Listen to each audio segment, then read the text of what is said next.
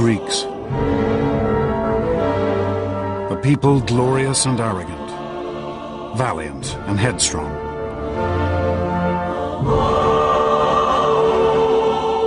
These were the men and women who laid the very foundations of Western civilization.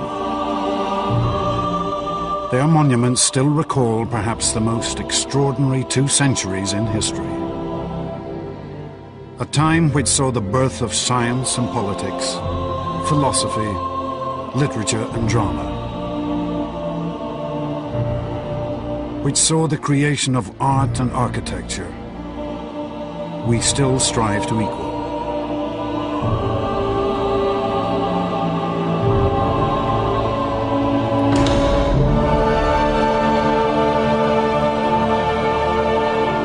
And the Greeks achieved all this against a backdrop of war and conflict. For they would vanquish armies, navies, empires many times their size, and build an empire of their own which stretched across the Mediterranean. For one brief moment, the mighty warships of the Greeks ruled the seas, their prosperity unequaled. These achievements which still shape our world, were made not by figures lost to time, but by men and women whose voices we can still hear, whose lives we can still follow. Men such as Themistocles, one of the world's greatest military generals. Pericles, a politician of vision and genius. And Socrates, the most famous philosopher in history.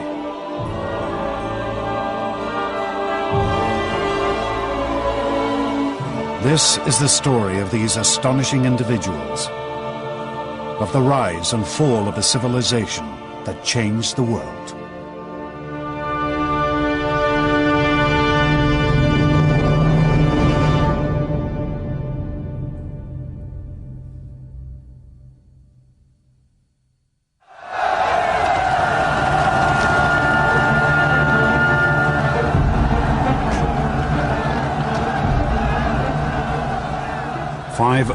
BC, 5 centuries before the birth of Christ. In a town called Athens, a tiny city in mainland Greece, pandemonium ruled the streets. The ordinary people had turned on their rulers, demanding freedom from centuries of oppression.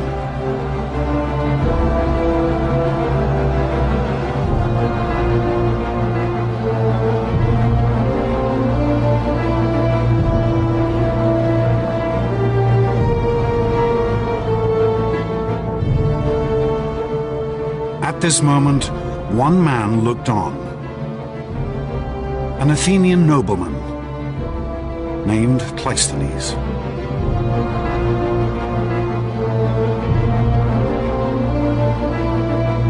Cleisthenes had been brought up from birth to be a ruler, to look down on these common people with contempt. But this one night would be a turning point in his life, in the history of Greece, and in the history of civilization. In a flash of inspiration, Cleisthenes would see that these ordinary people should have freedom, a chance to shape their own destiny, to govern themselves. And with this decision, Cleisthenes would set his fellow Greeks on the path to empire.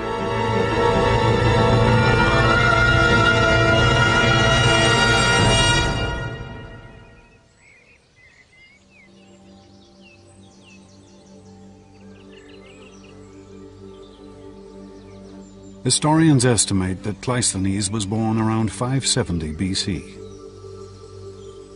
He was hardly the type to become a man of the people, for he had been born into one of the richest families in Greece, his home a palace by the standards of the day.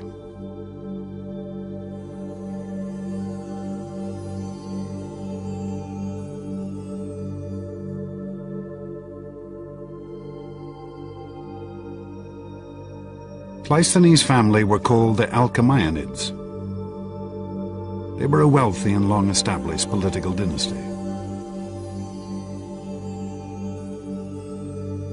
He grew up in a world of great privilege, a world in which men of an elite background would expect to have certain privileges just given to them. The origin of Cleisthenes' family fortune is a tale typical of ancient Greece. A curious story lost half in myth.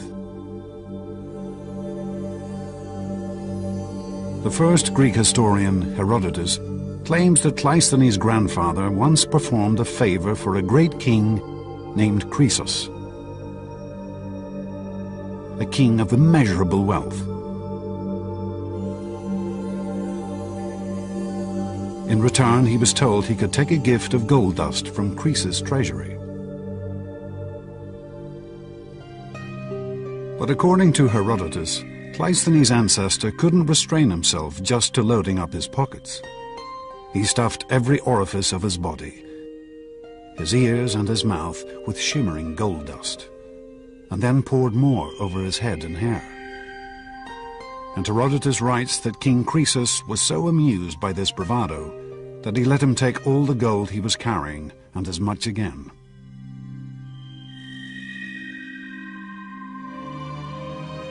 But whatever the source of Cleisthenes' family wealth, there is no doubt that they had used it effectively to gain power.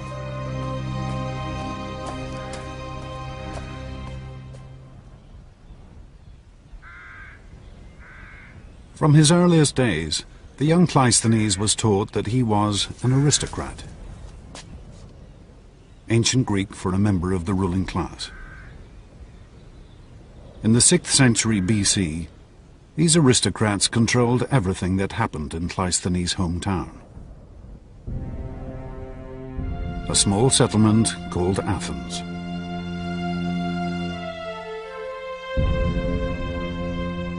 Athens lay in the center of a Mediterranean peninsula which Cleisthenes knew as Hellas, and which we now call Greece.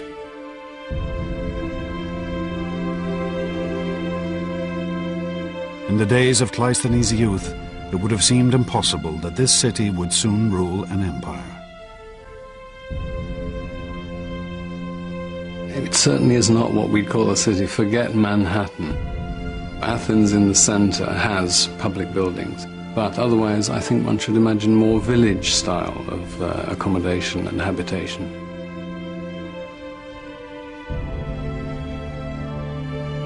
The town was built around the Acropolis, a steep-sided outcrop of bare rock, a stronghold from which the Athenians could fend off the attacks of their neighbors.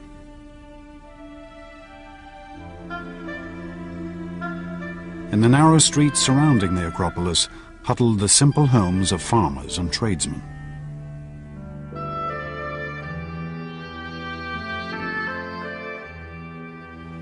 Most of the houses, perhaps mud brick. There was no sewage, there was no waste collection. We would find it very much like wandering through a third world village. You would certainly be able to smell Athens as you approached it. For men, life was passed working in the fields or in basic crafts. Women spent their days cloistered in the home, cooking, spinning, weaving. For these Athenians, reading and writing was a rare skill. There was nothing that we might call science or medicine. Life expectancy at birth was less than 15 years. I think the idea that ancient Greek life was nasty, brutish, and short would be entirely accurate.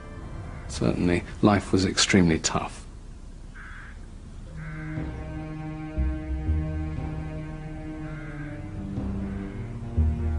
This was no society of equals.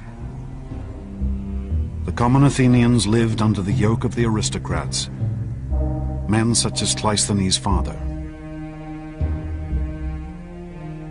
The tradition traditional political milieu from which Cleisthenes arose was one in which all effective political power was being dominated by a relative handful of people. The possibility that the ordinary people of Athens would actually matter was the furthest thing from the mind of the traditional Greek elites. For the Greek writer Aristotle, this was a world riven by injustice. The whole country was in the hands of a few people. The hardest and bitterest thing for the masses was their state of serfdom. Not that they weren't discontented with anything else, for to speak generally, they had no part nor share in anything. Athens was, in a sense, turned against itself. You had one part of the population, the aristocratic elite, holding power at the expense of the rest of the citizen population. Dominated by aristocrats interested only in preserving their own power, Athens hardly seemed a state on the verge of building a great empire. But then Greece also seemed an unlikely land to give rise to greatness. If you look at the physical world of Greece, it's not the kind of place that you'd immediately expect to produce a great civilization. Simply too many mountains. Greece does not have the obvious kind of physical unity that typically seems to be associated with the really great imperial civilizations of the ancient world. The great civilizations of Cleisthenes' day had grown up around rivers and the fertile plains stretching from their banks. To the south of Greece lay Egypt, where the regular flooding of the Nile sustained a civilization already 2,000 years old. And to the east lay the Persians.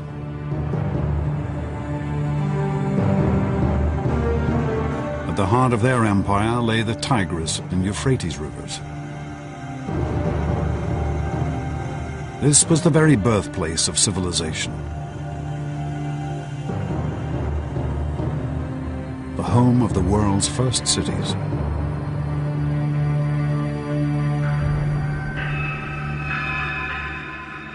But mainland Greece had no great open plains. This was a landscape riven by mountain ranges.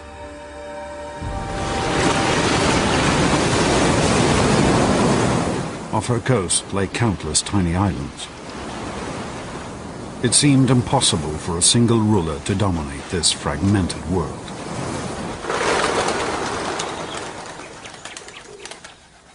Instead, Greece was divided into countless tiny nations called city-states, each fiercely independent, each with its own culture and history. In Cleisthenes' time, there were over 1,000 of these city-states, jostling with each other for land and power. They never were politically unified, or at least in the classical period, never politically unified.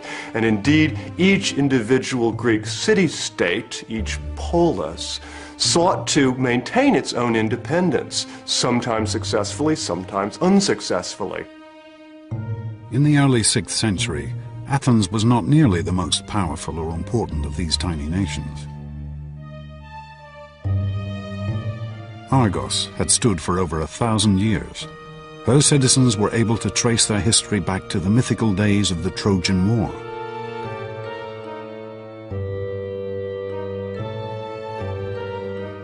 The Corinthians dominated Greek trade. Their ships plied the Mediterranean, ferrying goods back and forth from Egypt, Assyria, and Italy.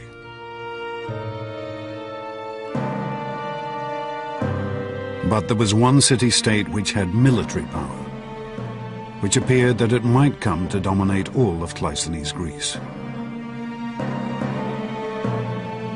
In the south of Greece, around the reed beds of the river Eurotas, lay the city-state of Sparta.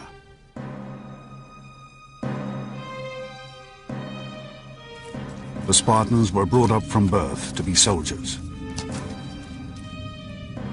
raised in the field, separated from their families, their lives structured around discipline and war.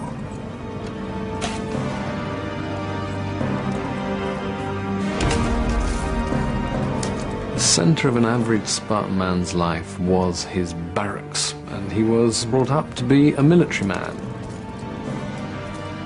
The Spartans lived a life stripped of comforts, with few possessions apart from their weapons, and their cloaks dyed red to conceal their or their victims' blood. Spartans were brought up to put up with anything, and all sorts of stories, the best being of a visiting Sybarite, visiting Sparta, eating the local food and saying now he understood why the Spartans were so willing to die, because death was as nothing to eating their food. The Spartans were ruthless expansionists. By Cleisthenes' time, they had conquered all of the surrounding regions, more than 4,000 square miles. And they had reduced these conquered populations to a slave class known as the helots. The helots were forced to work in the fields for their Spartan overlords, and they were ruled with an iron fist. The Spartans every year declared war on the Helots, and the point of this was partly, of course, to reinforce their sense of identity as a warrior community, but also, rather calculatingly, to make it legitimate to kill a Helot. And Helot culling, as opposed to killing, was a regular practice.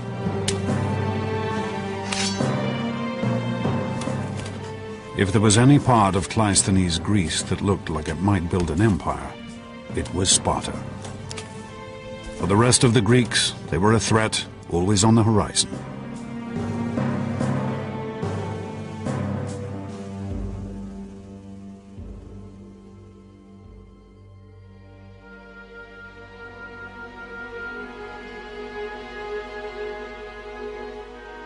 This was the world of Cleisthenes' childhood. Brought up a member of a self-interested elite in a state that was only a third-rate power.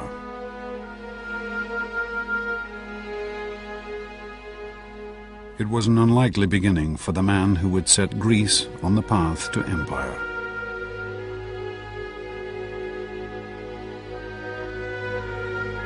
But then Cleisthenes had always been a man fired by a dream. A uniquely Greek vision of the greatness a man could achieve.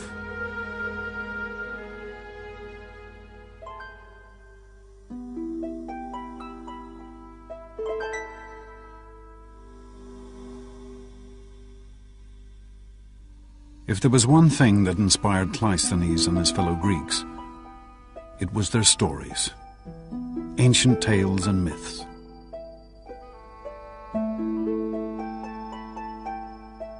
The country was continually crisscrossed by hundreds of traveling bards who recited these stories to whoever would pay. These were people who, in an age without writing, had memorized over 1 million lines of poetry. It's very easy to underestimate the power of the human memory when we live in a culture like ours, which has so many means for recording things. Before the Greeks got the alphabet, they seem to have been able to remember vast tracts of poetry and pass it on over the generations in a quite remarkable way. These traveling bards would have regularly visited the Athens of Cleisthenes' childhood, and their stories would have influenced and shaped him from his earliest days.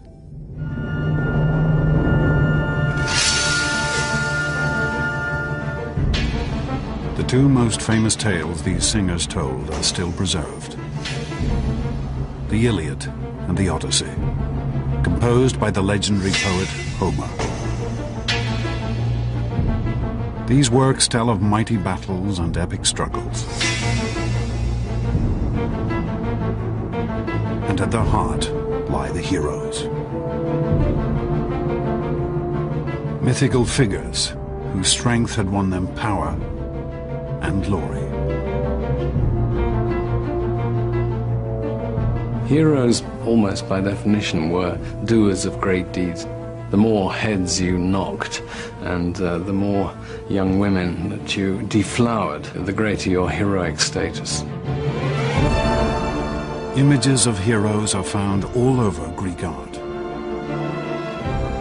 These warlike figures, valiant, beautiful, determined to seize victory at all costs, were the Greek ideal. The heroic ideal was absolutely central for the whole world of Greek culture. Heroes were terrific achievers, and one might hope to achieve heroic status by modeling oneself on the deeds of, for example, Achilles. Achilles was the archetypal Greek hero. As a child, he had been offered the choice between a long, ordinary life or a brief burst of glory in the battlefield. Achilles' choice had been an early death and eternal fame.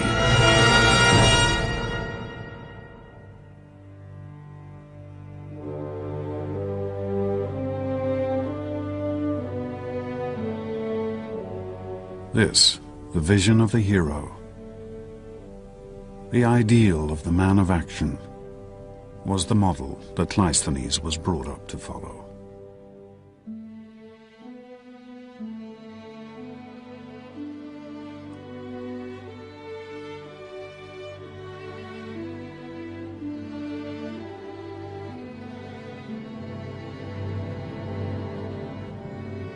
To pursue a life of greatness and glory, won through strength and valor.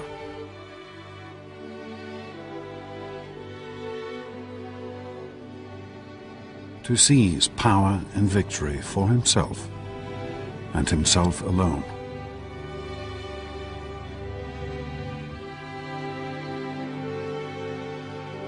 To become a real-life hero.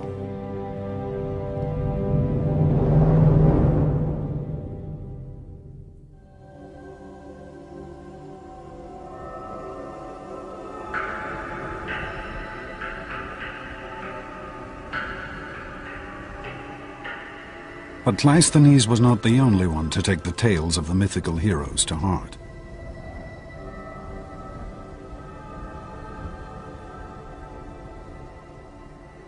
There's a big change in the middle of the 6th century when one man seizes control of the government as what the Greeks called a tyrant. The story of how this tyrant or sole ruler came to power has been preserved by the historian Herodotus. One day, a man of dignified and noble bearing rode into the city of Athens. Beside him stood a tall and beautiful woman. A woman he claimed was the patron goddess of Athens, Athena. This dashing figure demanded that he be given the rule of Athens, for like one of Homer's heroes, he had the protection of a goddess. Surprisingly, he was welcomed by the Athenians as their new ruler, despite the fact that the goddess was simply a particularly tall girl from a neighboring village. And the heroic figure was an ordinary man called Pisistratus, Cleisthenes' own brother-in-law. Pisistratus was, I think, an excellent politician. He was a man, without doubt, with an eye for the main chance. But as he consolidated his rule, it became clear that Pisistratus had far greater ambitions than simply gaining power. Pisistratus was an extremely intelligent man. He clearly understood that if he was going to maintain control of Athens, if he was going to be able to consolidate his rule and pass it on to his sons, which is clearly his ambition, he would have to find allies. Pisistratus took an extraordinary step. He turned to the common Athenians for support, undermining the whole hierarchy of aristocrats and commoners that had endured for centuries.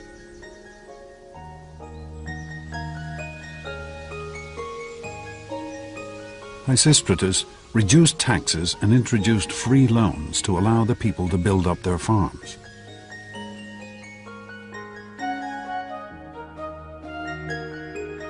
And by offering the Athenians the chance of prosperity, Pisistratus began to transform his city.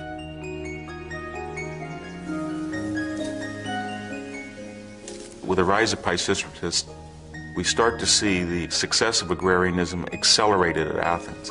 And that's going to be a kernel that's going to grow and grow and grow in the ensuing 2 centuries. And one of the results of that is we see more vines and olives.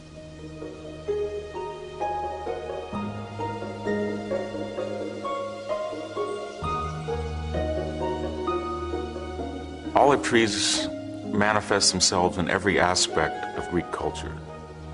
Economically, they allow people to have cooking oil, they allow people to eat olives, they allow people to use lubricants, soap, fuel, so it's a very valuable economic commodity. The land around Athens produced excellent olives, the best in the Greek world. And as production soared, the Athenians found a ready market for this oil.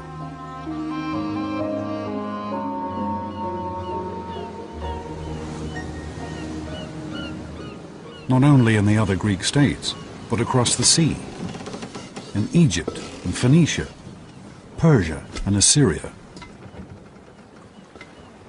For Athens was ideally situated to export to the entire eastern Mediterranean. Greece is in the middle of an extraordinary grouping of ancient civilizations.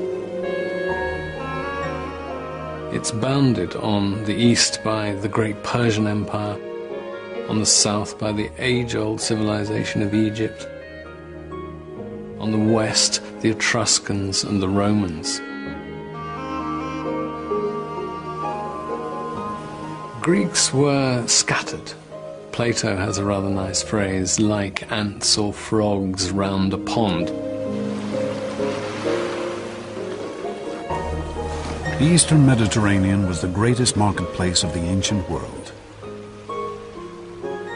It seemed that everyone had something to sell.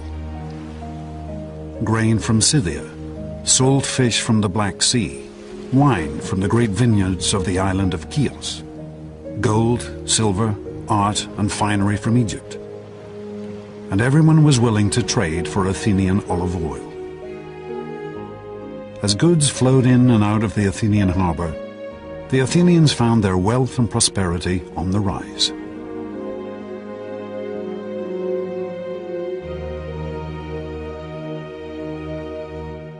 But the most astonishing consequence of Athens' sudden expansion was to be found in the darkest streets of the city. Athens' first great artistic legacy, the vase.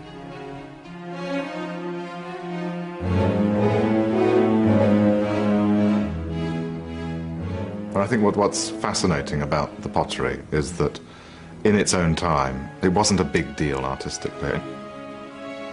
What was inside the pots was almost invariably worth more than the pot itself. Here in the area known as the Keramikos, ancient Athens' red light district, could also be found the potters' workshops. These common artisans were amongst the lowest of the low in Athenian society. If you were a potter in Athenian society, I won't say you were the scum of the earth, but you certainly had no especial respect. It was hard, incessant work, unenvied by the citizen population. Pottery had been a staple across the ancient world for hundreds of years, used in the kitchen at home and for transporting oils and food. But it had always been simple in design, using geometric patterns and basic figures, designs based on Egyptian and Assyrian art.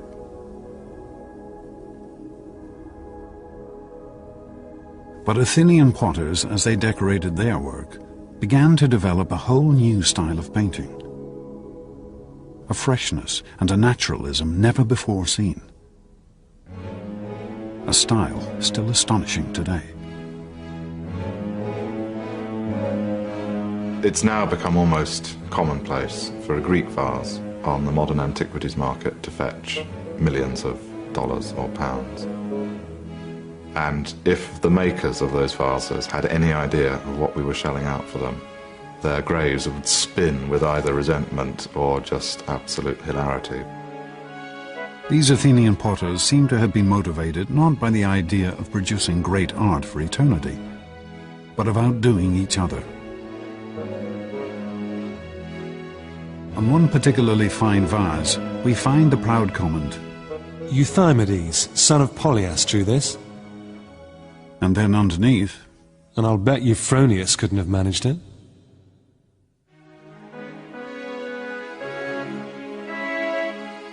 For the first time in their history, the ordinary Athenians had tasted freedom, and they had shown their capacity for extraordinary achievement.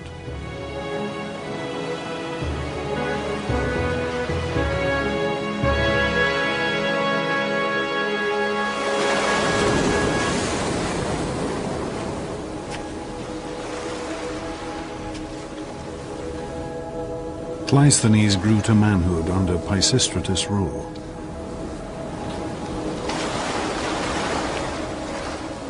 And he saw how Athens changed. His home had turned from a modest rural settlement into an international economic power.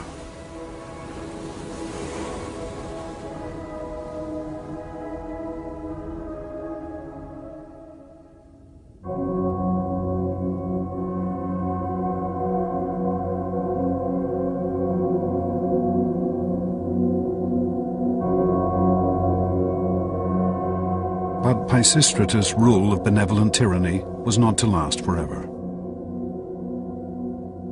In the year 527 BC, he died and was laid to rest here in the Athenian graveyard.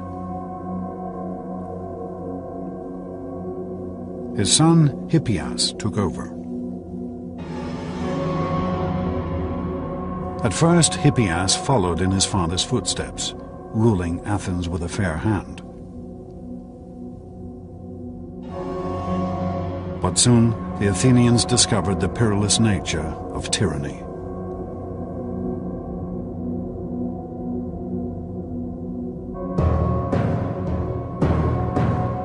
Historians tell us that in the year 514 BC, Hippias' brother was murdered.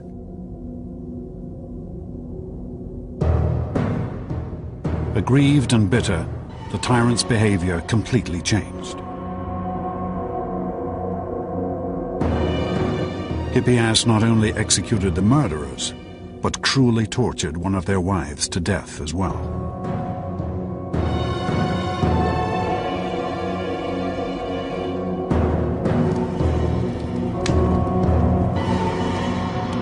Aristotle described the ruler's slide towards madness. After this, the tyranny became much harsher, for Hippias ordered numerous executions and sentences of exile in revenge for his brother. And he became embittered and suspicious of everybody.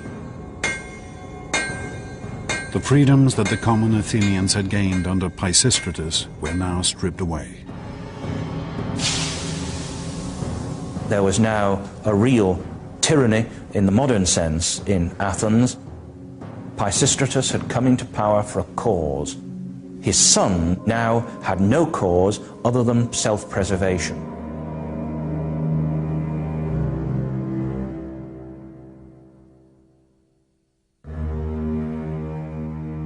Life for Cleisthenes had now become increasingly dangerous.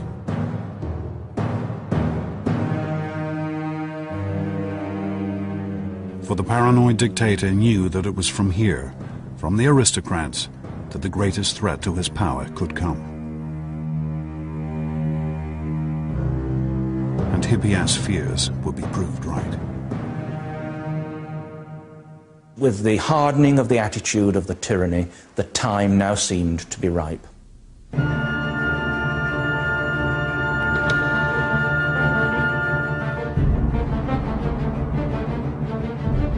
Cleisthenes decided to take his first great gamble. He would try to overthrow Hippias, to gain power for himself and his family. Cleisthenes' ambition to make his mark upon the scene is something that, of course, would have been impressed on him from a very early age. From the stories of the heroes, that they need to succeed and to strike at the right time. For Cleisthenes himself, it would be an achievement. Cleisthenes assembled a conspiracy to overthrow the tyrant. Hippias was trapped in his stronghold, captured and banished from Athens forever.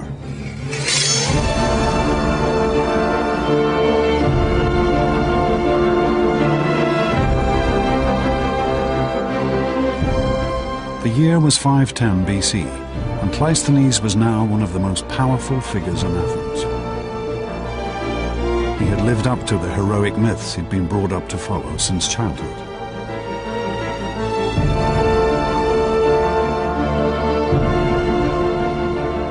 But Greek society was changing. The heroic urge that drove Cleisthenes was no longer reserved for the elite. It was now permeating every level of Greek society.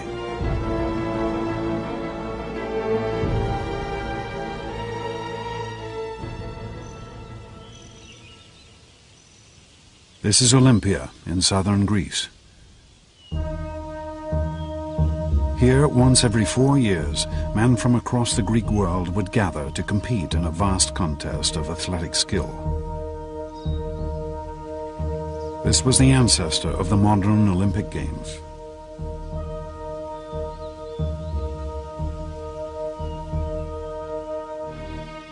For the ancient travel writer Pausanias, the Olympics were the highlight of any visit to Greece. Many are the sights to be seen in Greece, and many are the wonders to be heard. But on nothing does heaven bestow more care than the Olympic Games. The Olympic Games were founded in 776 BC, 2 centuries before Cleisthenes had even been born. Then they had been an exclusive competition for the wealthiest of the Greeks. But by Cleisthenes' time, the Games had evolved to allow anyone to take part. A nobleman could now race against a potter, a king against a fishmonger. The Olympic Games were a chance for any Greeks to display the sort of heroic qualities that the heroes of Homer had displayed. The competitions had their roots in the skills required on the ancient battlefield. Chariot racing, running, wrestling, boxing. But here there was no real prize, just a wreath of olives and fame throughout Greece.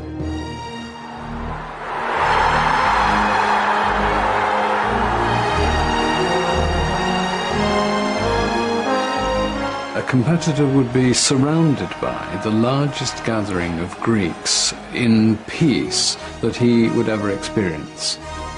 Perhaps as many as 40,000 Greeks would gather for the Olympic Games.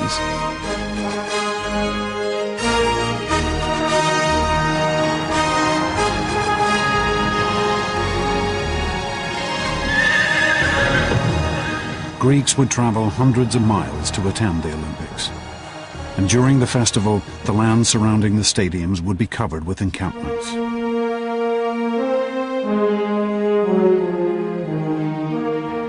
the games were very much a male experience. Women were prohibited from entering the competitions, or even the stadium.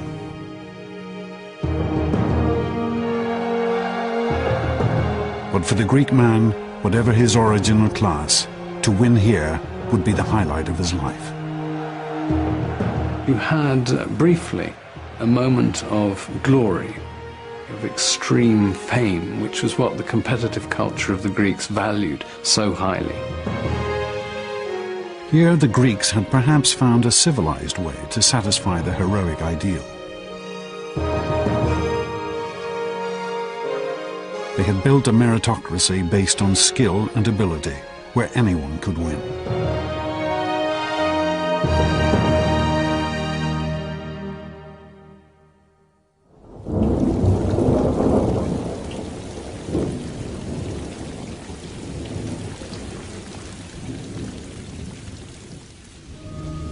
But a world where everyone could seize victory could only make Athens even more unstable.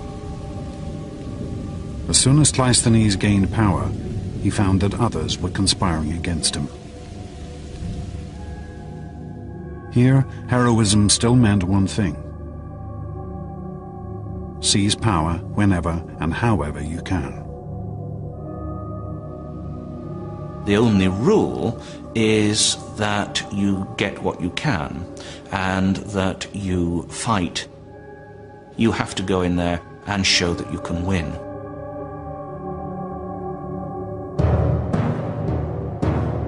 The most ambitious of those conspiring against Cleisthenes was a man named Isagoras.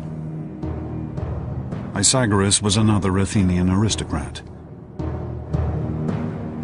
He too had been brought up to believe that power was his right. But Isagoras also knew that he could not gain power on his own.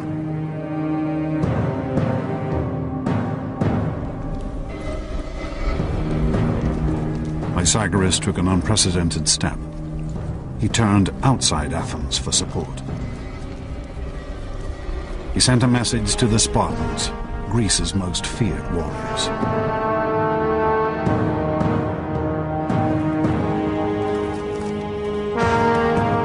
Isagoras was an old friend of the Spartans. Rumor had it that he had shared his wife with the Spartan king. The Spartans immediately provided a force of their finest troops to back up Isagoras' bid for power, to help him betray his city. Isagoras really was upping the stakes. He brought in the most powerful state in Greece. It was pretty clear he was going to turn Athens into a subject state to Sparta.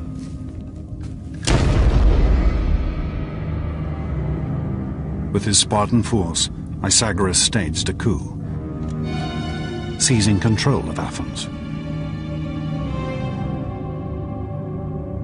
He and his troops would rule from the high point of the city, the stronghold atop the Acropolis.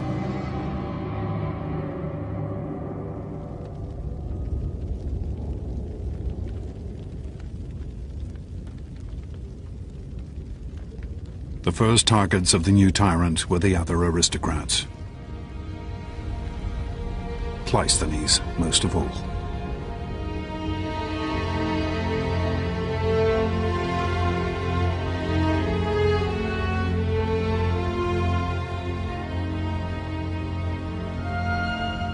Over 700 households were cast out of Athens, including Cleisthenes and his entire family.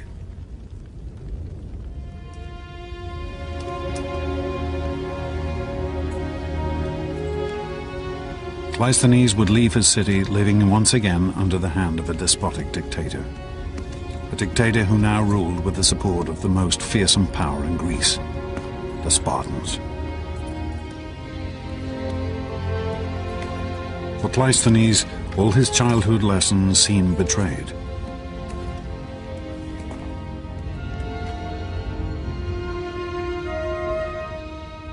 He had been brought up to be an aristocrat and a ruler.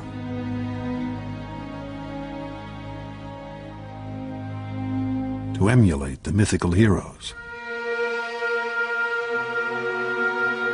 But all this had led to was conflict and feuding, death and exile, power struggles amongst an aristocratic elite.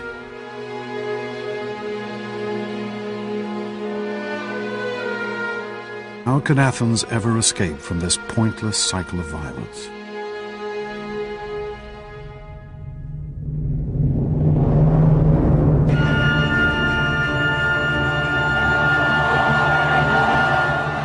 But even as Cleisthenes agonized in exile, Athens was rocked by an extraordinary event.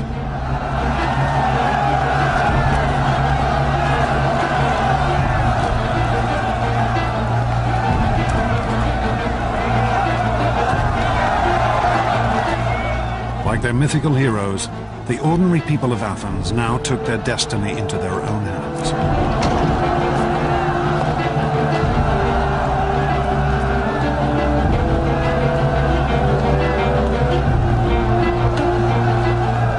They rose up in revolution.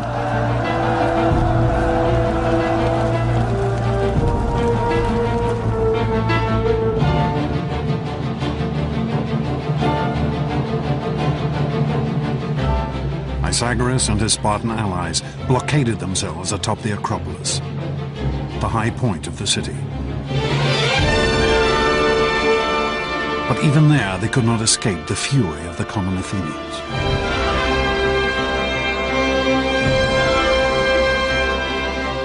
For 2 days and nights, Pythagoras held out against this extraordinary uprising. Until finally, on the morning of the third day, he was forced to surrender.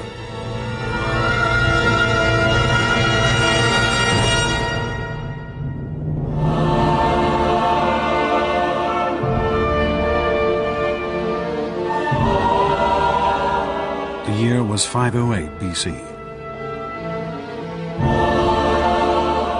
This would be Athens' first step to empire and glory. For the first time in recorded history, the people had turned on their rulers and seized power for themselves.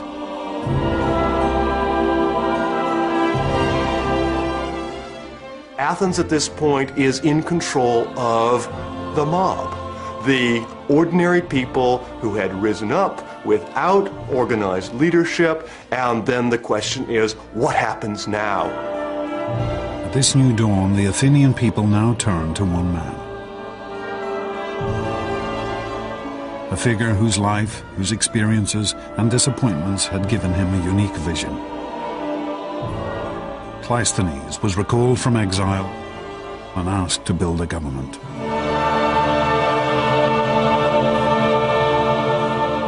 When Cleisthenes returned to Athens after the expulsion of the Spartans, he faced a really remarkable challenge. There was no possibility for just simply putting back in power a group of aristocrats. There was no possibility for him to declare himself tyrant. In a sense, what Cleisthenes had to do is design a revolutionary governmental solution for a revolutionary political situation.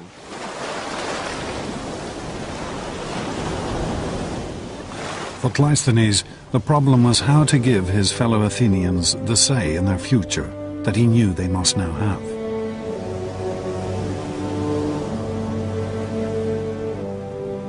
On an Athenian hillside, he had a great meeting place carved out from the bare rock. Here, in the shadow of the Acropolis, the citizens of Athens could now gather to discuss the future of their state.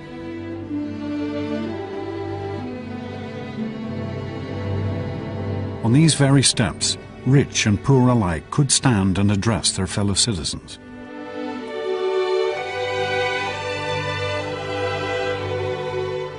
This is the ancestor of the British House of Commons, the American Congress, of parliaments across the world. And where government had once been decided by the strength of a sword arm or the thrust of a sharpened spear, Cleisthenes instituted the simple vote. A white pebble for yes, a black pebble for no. And with this elegant and simple idea, Cleisthenes instituted the rule of the people. A system of government which we now know as democracy.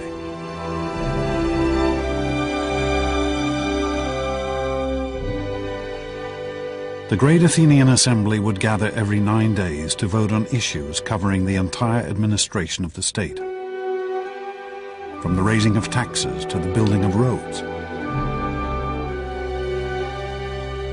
from the price of figs to the declaration of war.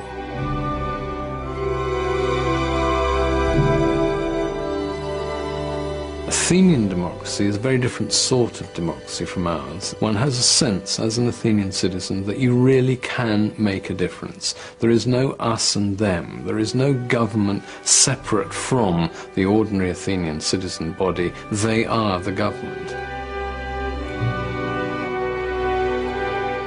Democracy represented a sharp break. An originally elitist, heroic culture was now turned on its head, and the idea was that even ordinary Greeks who weren't aristocratic, who were not rich, could be, as it were, heroes in politics.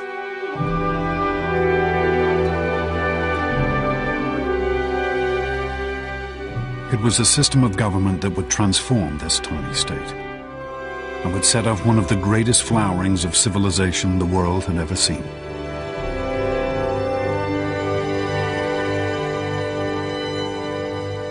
It's not just an accident that you had democracy and you had this tremendous flourishing of culture. I think that democracy really does, in a very real way, unleash, make possible potentials within human societies that are very unlikely to be unleashed, to be made actual in any other way. The Athenians would take what had been the greatest achievements of the ancient world and transform them. They would take the monumental pyramids and temples of the Egyptian pharaohs and with them build an architecture of grace and splendor.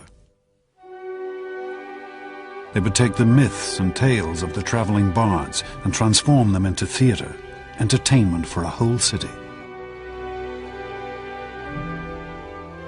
And the great stone sculptures of Assyria and Egypt would be remade with an intimacy and emotion that still touches us today.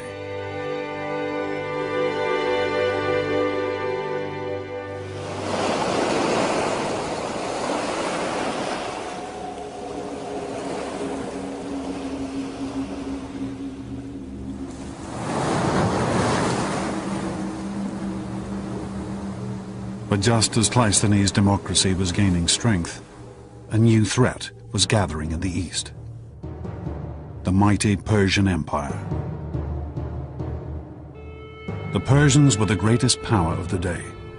They ruled an empire that stretched from India to the Mediterranean. But as Athens had grown in power and confidence, the Persians realized that this tiny state on their eastern border might soon pose a threat.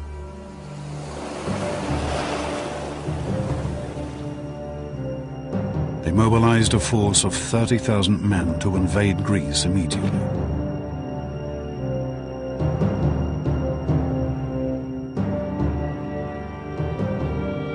Cleisthenes' democracy, hardly born, was now to face its greatest test.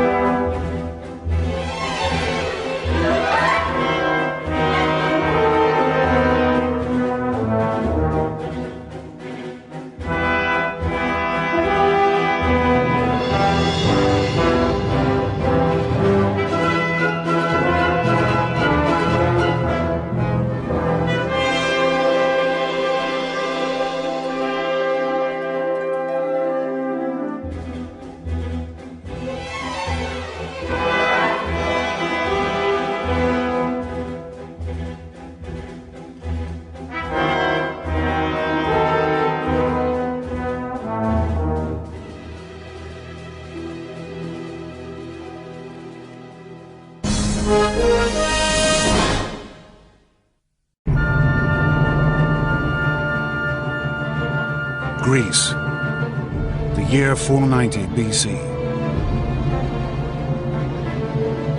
Here a revolution has begun that will change the world. In a moment of chaos and anarchy, the people of a tiny state named Athens have seized control of their city and established democracy for the first time in history. But now this tiny state will face a greater challenge. Athens will be pitted against the greatest power of the day, the tyrannical Persian Empire. In a contest spread across land and sea that will last over a decade, Athenian democracy will be tested in the crucible of war.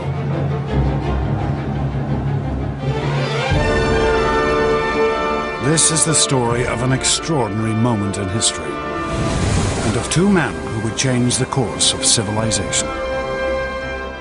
Themistocles, a military genius of the ancient world, and Pericles, a visionary whose legacy still shapes the world today.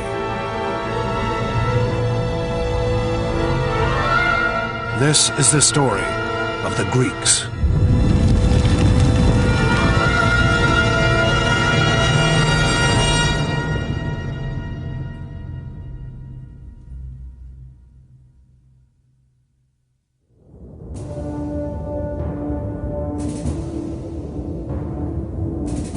(490 BC). A lone figure runs across the mountainous terrain of Greece.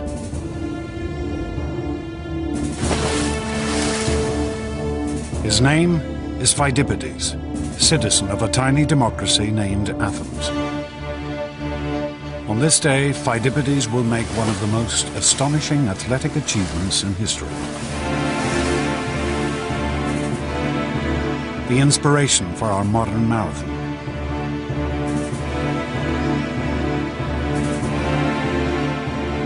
But Phidippides' quest is not for glory, but survival. His homeland is about to be conquered by the mighty Persian Empire.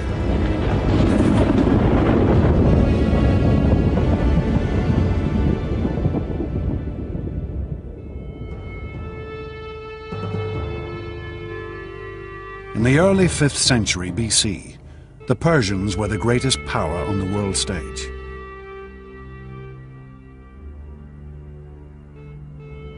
Their vast empire stretched from India in the east to Turkey in the west.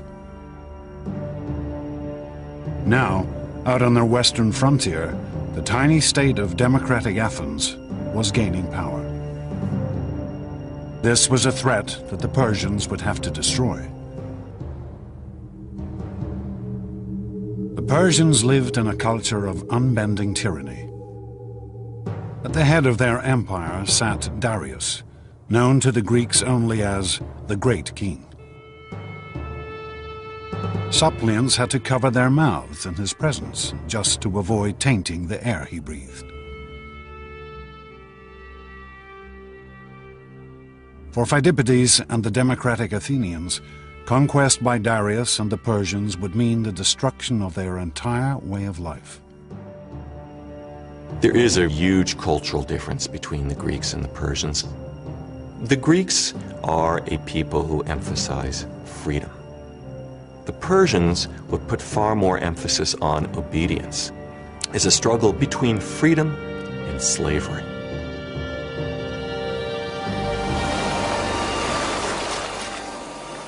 The Persian force landed at a sandy bay called Marathon, just 26 miles from Athens. News of the invasion spread through the streets like wildfire.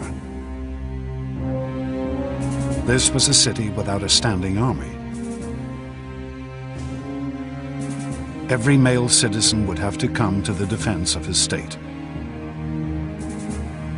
The poorer citizens have spears, sticks, bows and arrows, whatever weapons they can find.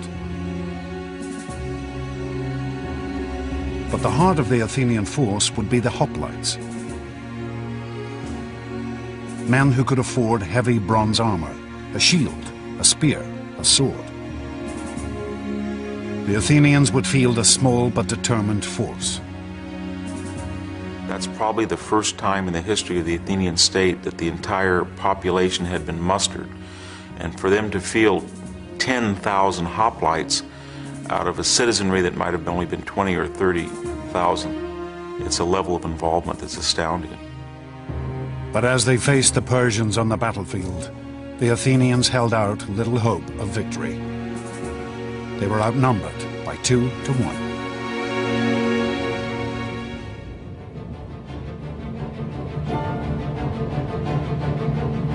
Pheidippides' desperate mission was to run for help from one of Athens' local rivals, the Greek state of Sparta.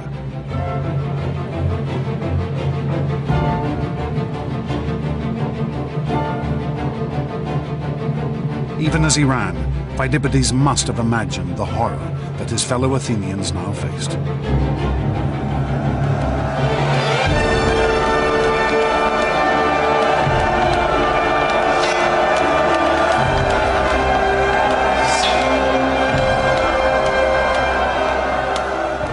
You're dodging spears from your men in front and your men in behind. You probably couldn't see or hear. All you would feel would be pressure.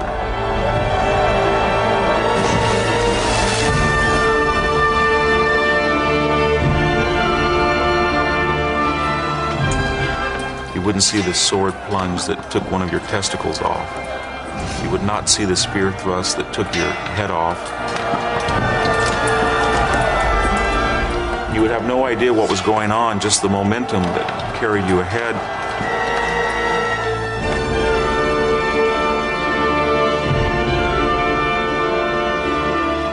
All you would be aware of is that you had to push forward and keep stabbing and keep on your feet, and you would hope that everybody else would do that. Pheidippides' run was to become the stuff of legend. Fired by the terror that his fellow citizens were being slaughtered, he ran 140 miles in just 2 days.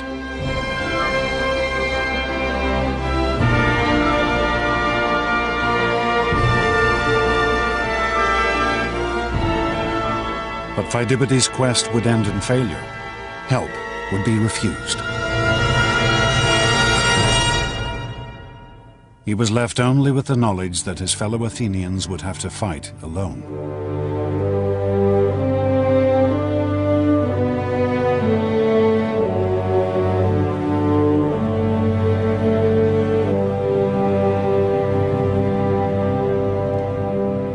Pheidippides could never have imagined that the Greeks would in fact win a glorious victory.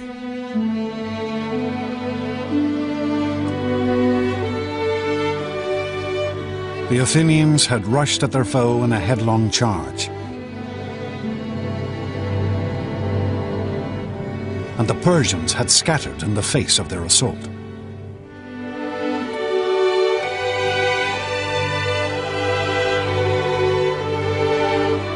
The Athenians slaughtered over 6,000 Persians in one fateful day. The world's first democracy had survived its first great test.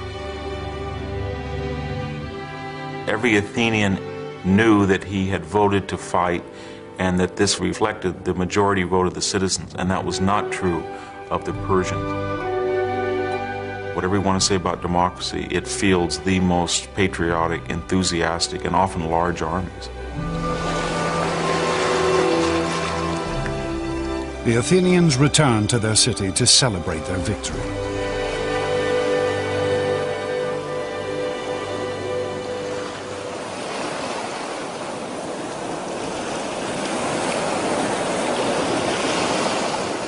But amongst them was one for whom the war with Persia had only just begun.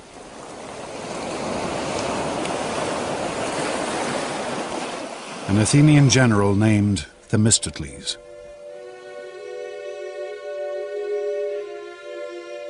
Themistocles had fought on the battlefield at Marathon.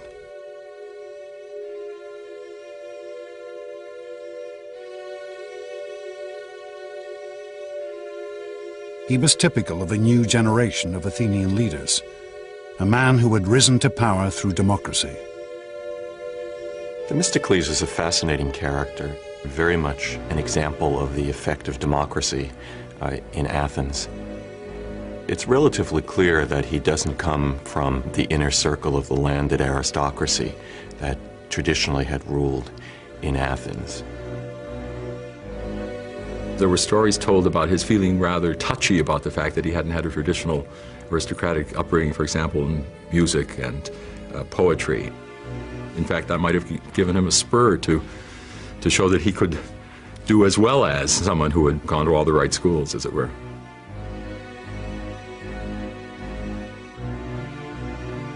Themistocles' opinion of his common origins was blunt and straightforward.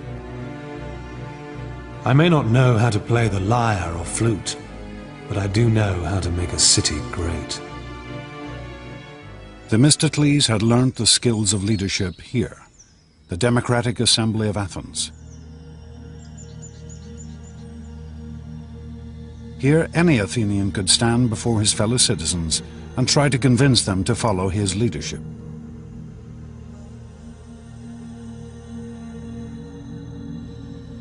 From this very podium, Themistocles would now show himself to be one of history's greatest leaders,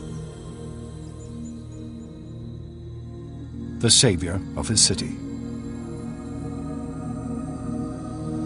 For Themistocles alone recognized that the Persians might still be a danger, and that next time victory for the Athenians might not prove so easy. Themistocles realized that the Persians, if they came again, it would be in a way that made sure that they weren't going to be defeated by land again. There was no way that the Athenians could rely on traditional hoplite fighting technique. Themistocles began to form a bold and new strategy, employing the most advanced weapon of the day, the trireme.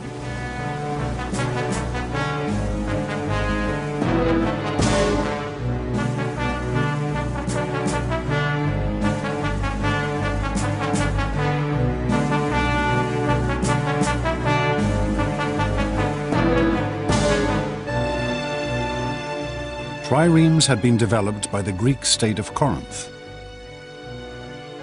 the ancient world's finest shipbuilders.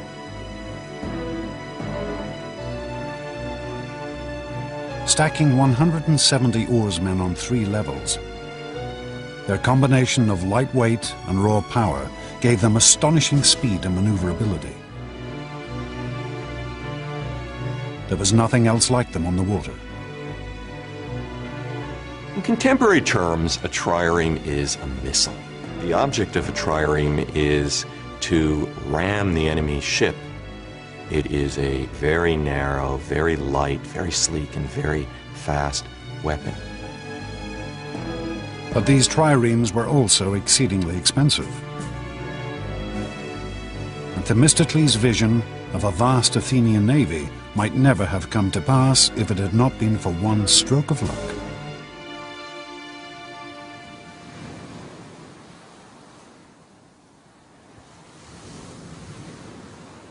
In the year 483 BC, the Athenians discovered a great vein of silver in their territory, worth 100 talents, a vast amount in the ancient world.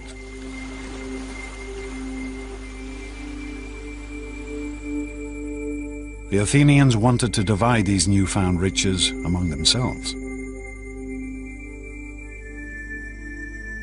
But then Themistocles stood up in the assembly. He wanted to spend the money on ships. But he also knew that this would be a hard proposal to sell. And so Themistocles played a complex bluff. His argument is not that the money should be used to build a fleet against Persia, but rather it should be used to build a fleet against Athens' local rival, the Greek city-state of Aegina. The reason Themistocles does this is that he knew it would simply be too upsetting to remind people of the Persian threat. It's a difficult argument to make and a tribute to his political skill that he's able to do it.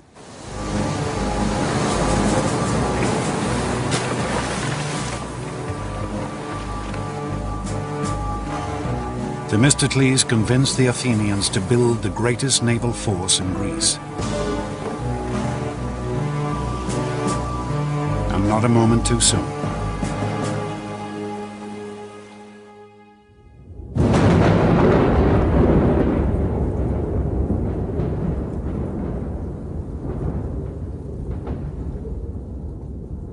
The great Persian king Darius died in 486 BC, and his son Xerxes assumed his father's throne.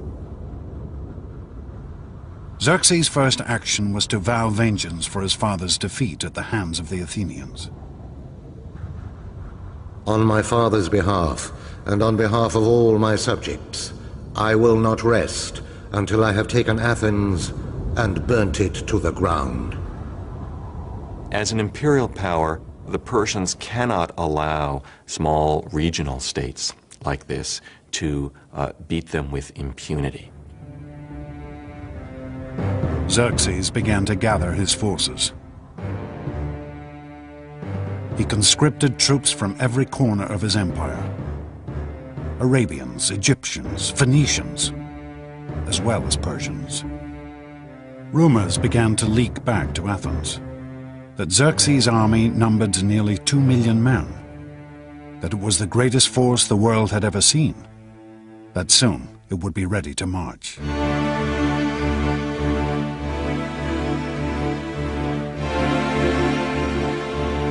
And then finally, in the spring of 480 BC, news reached Athens. The Persian army had set out for Greece.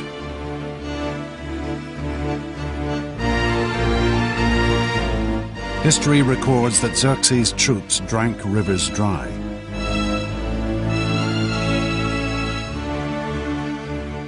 Trampled fields to the raw earth,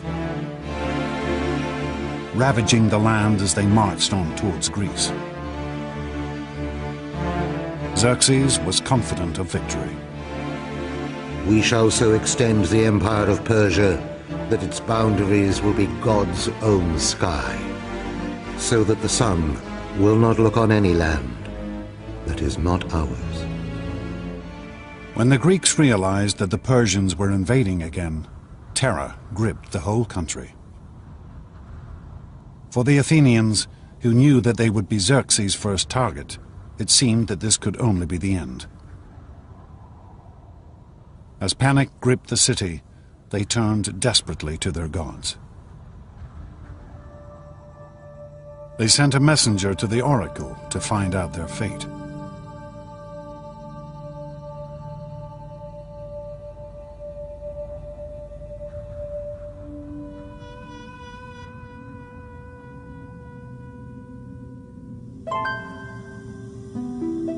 Here, high in the Greek mountains, can still be found the site of Delphi, the most famous of the Greek oracles. Built around a vast chasm in the mountain from which a sacred spring still flows. Here the Greeks would come to discover their future.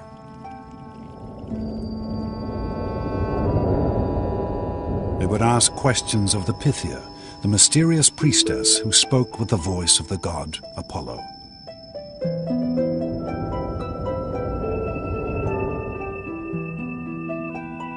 People came from all over the Greek world to consult Delphi, and sometimes came from outside the Greek world as well.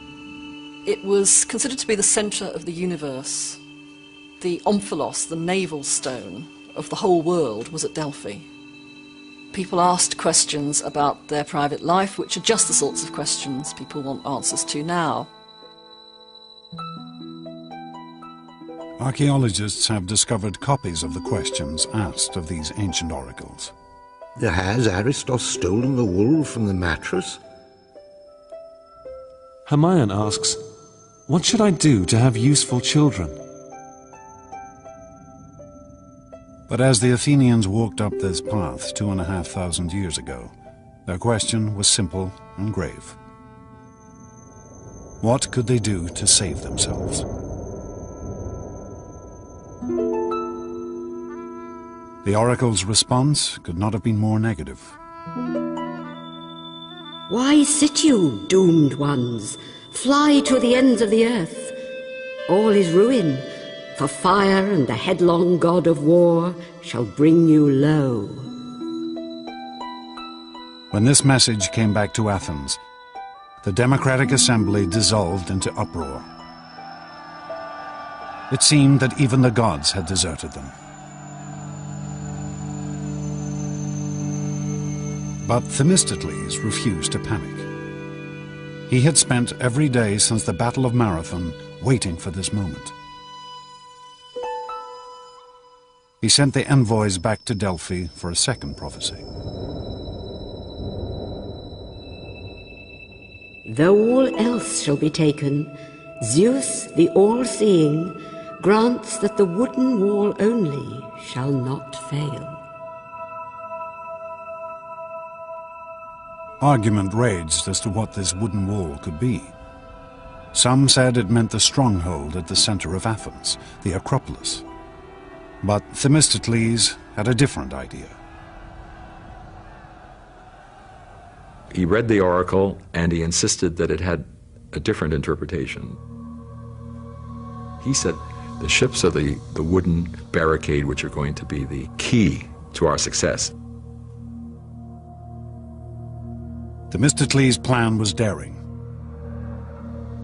Avoid a conflict on land and fight the Persians at sea.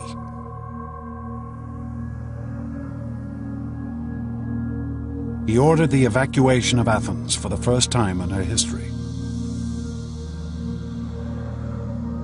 This order for evacuation, carved into a stone tablet for public display, is still preserved, discovered in the back of a Greek coffeehouse. The Athenians shall send their children and wives to the village of Troezen. All the men should embark on the 200 ships that have been prepared to fight the barbarian.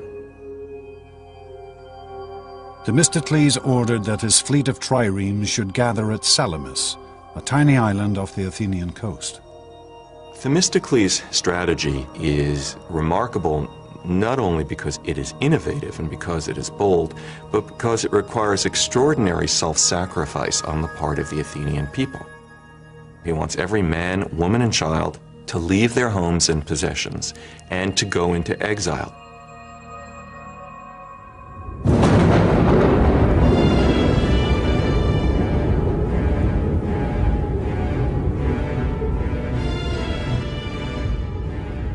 With Athens abandoned, Xerxes' mighty force entered the city.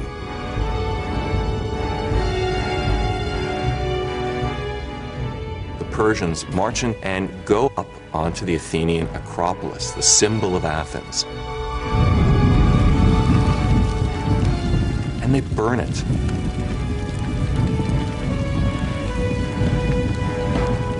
They burn the temples to the ground. Then you can see the smoke rising from Salamis. This would have been a devastating sight and a humiliating one. They would, in short, have seen their country occupied by a fearsome foreign invader. Surely they would have wondered if they would ever be able to go home again.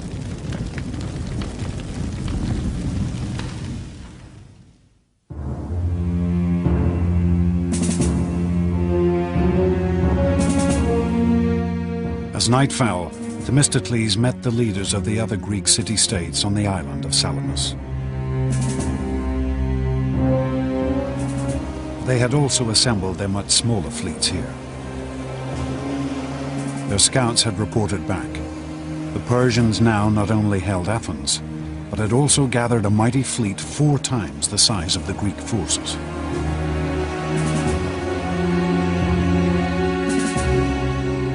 But Themistocles' plans were laid. Themistocles sticks to his guns, and his plan is to defeat the Persians at sea. He wants to fight in this narrow body of water between the island of Salamis and the Athenian mainland. The trick is going to be to get the enemy to fight there, because the Persians aren't stupid. Themistocles sent his servant to Xerxes with a seemingly traitorous message. The Greeks are afraid and are planning to slip away. They're squabbling with each other and will offer no opposition. You have at this moment an opportunity of unparalleled success. So eager was Xerxes for a crushing victory, he was happy to believe Themistocles' ploy. Xerxes marshals his admirals, and they embark, and they spend the night rowing. They send a contingent along the eastern defile, the strait there. They try to block up the straits.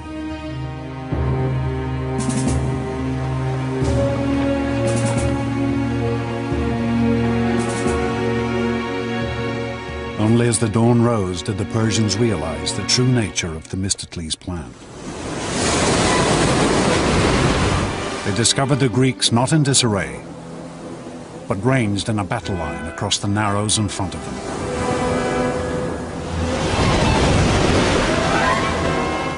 The Persian fleet had been lured so far up the straits that it had no room to maneuver. The powerful Greek triremes bore down on them without mercy.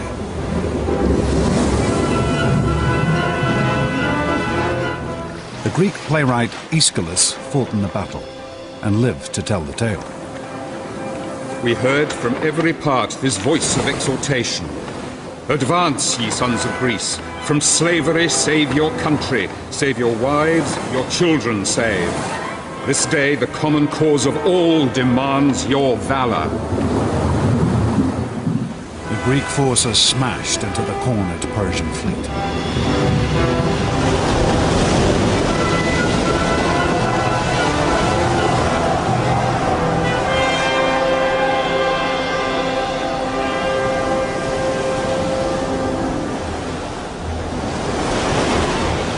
Xerxes himself watched the carnage from his golden throne placed on the shore.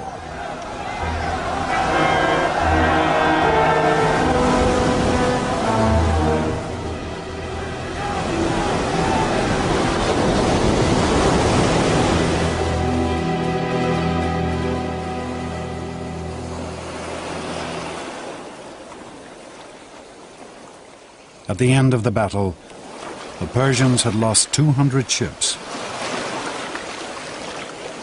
For the Greeks, it was a stunning and conclusive victory. Victory at Salamis is tremendously important for Greece and for the Athenians. It breaks the Persian navy. The Persians can no longer guarantee that they can feed their army, nor can they guarantee the safety of the Persian king. He must immediately get back to Asia Minor while the going is good. In practical terms, the game is over, and the Greeks have won. Themistocles' triumph was complete. He had persuaded the Athenians to build a navy. He had convinced them to sacrifice their entire city to bring them victory at sea. His instincts had been proved right. He had defeated the greatest empire of the day. And he had now placed Athens in a position where she could build an empire of her own.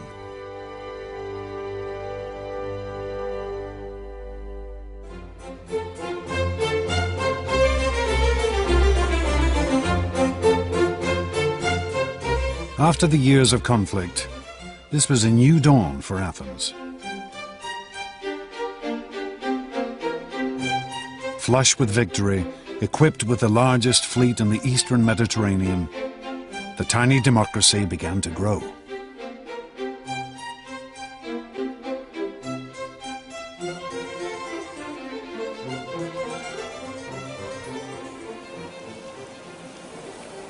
The Athenians are going to have naval superiority in the eastern Mediterranean, and that is how great their victory over the Persian fleet is. And this has a momentum of its own. Before you know it, the Athenians are the head of a naval confederacy, and they're on the road to becoming a superpower.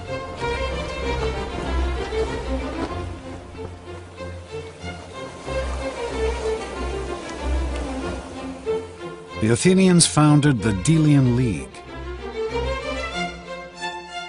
an alliance of Greek states designed to keep the Persians in check. Its treasury was located here on the island of Delos, where the ruins still remain.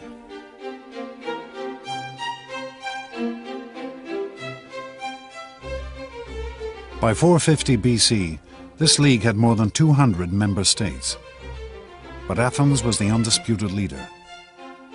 The Delian League had become Athens' empire in all but name.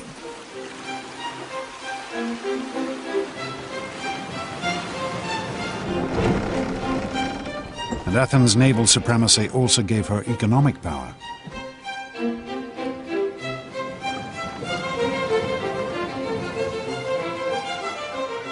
She became a city at the center of a vast trading network. Goods from all over the Mediterranean flooded into her harbors.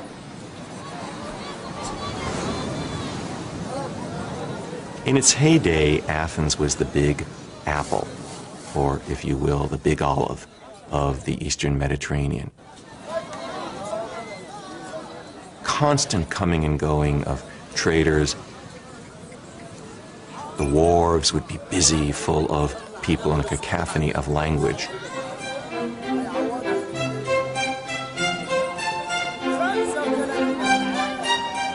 One contemporary author gave an account of the diversity of goods in the Athenian marketplace.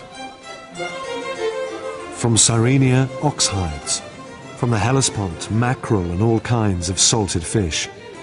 Libya provides abundant ivory. Pagasae provides tattooed slaves. Carthage, rugs and many coloured cushions. The Athenian Empire was unprecedented in the degree of prosperity that came to it because of its role as a center of trade. The Athenians had access to a quality of life that probably no Greek had ever had before.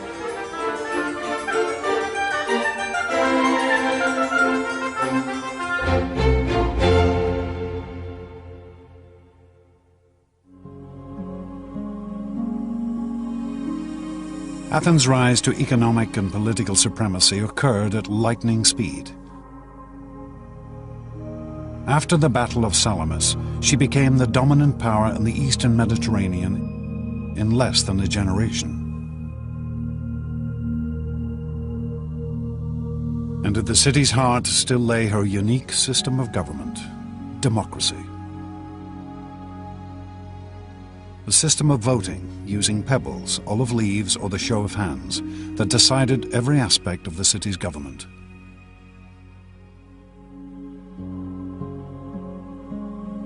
Democracy gave the Athenians a great advantage of unleashing talents, powers, opportunities that other cultures simply cannot match. The Athenians keenly protected their democracy from any threat, foreign or domestic.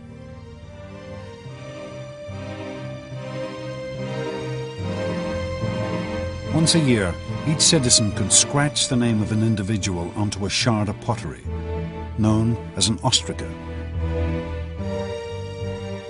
and place it into a pot in the assembly.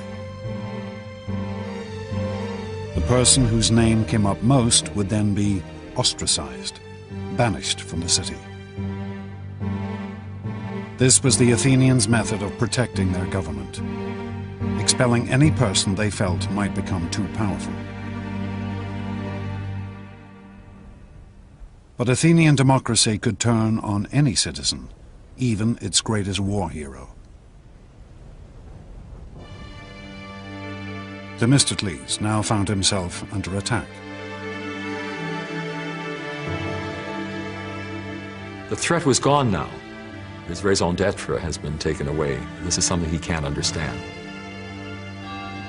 Themistocles reacts perhaps in an uncharacteristically crude way, he reminded the Athenian voters of what they owed him. Voters don't want to be reminded in any period of what they owe to their politicians. They want to be told what their politicians can do for them. The Athenian people turned on the aging politician. Calculated, cruel, but deeply democratic. They ostracized the man who had led them to their greatest victory.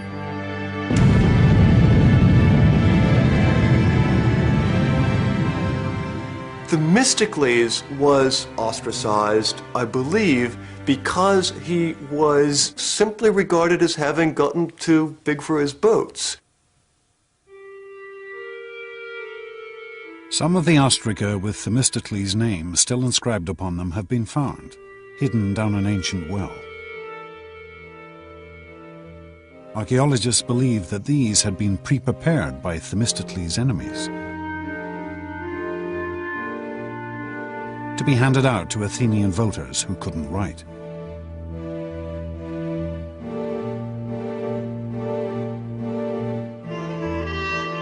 Themistocles never recovered from this humiliation. He was to spend the rest of his years wandering from state to state, finally dying in exile in Persia, the country whose defeat had been his greatest triumph.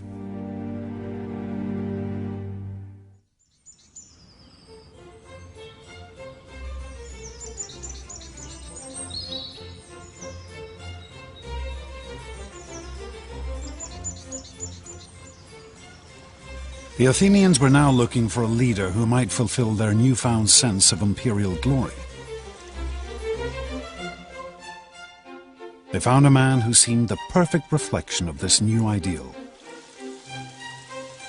A man who would change the face of Athens forever. A man named Pericles.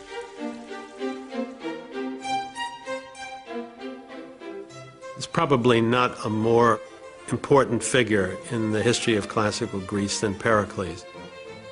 He was the leader of Athens at the height of its power and of its artistic achievement. He was the figure associated appropriately with bringing Athenian democracy to its climax, to its height. But Pericles was no obvious democrat like Themistocles, for he had been born into one of Athens' most elite families. Nobody had bluer blood than Pericles. His father was a famous and successful general. His mother came from one of the most distinguished Athenian political families. Pericles was born with advantages and eminence that Themistocles lacked.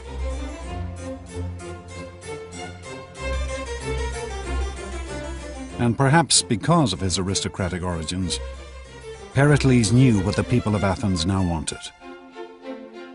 A city fit to rule an empire. It seems clear that Pericles had in mind to create a city whose greatness would be admired by the people who lived there, by everybody else in the Greek world, well into the future.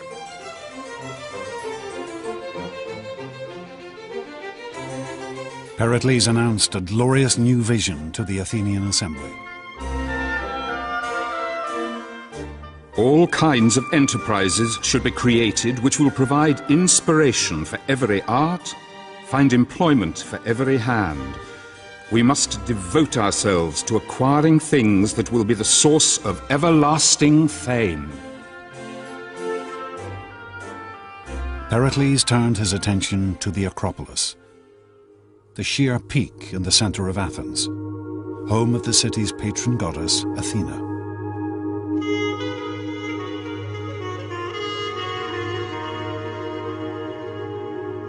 "20 years earlier, the Persians had burnt down the temples that stood here. Ever since, the Athenians had left these ruins untouched, as a memorial to those killed in the war.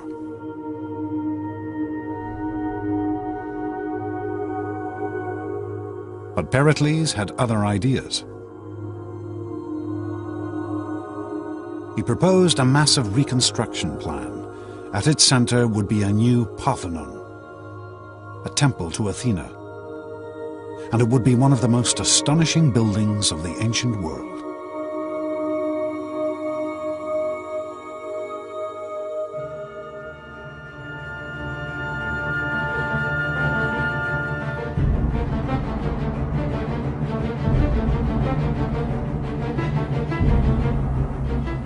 This new construction program was of unprecedented magnitude and expense.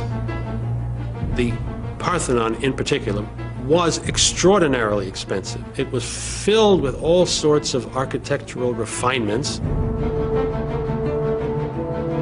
Pericles planned to spend over 5,000 talents in the first year alone.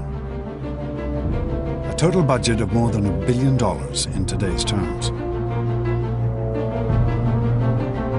His project would require 20,000 tons of marble.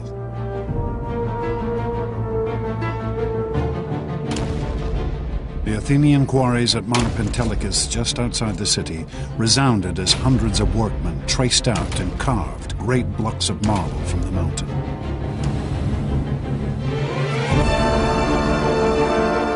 This temple would be decorated like none before.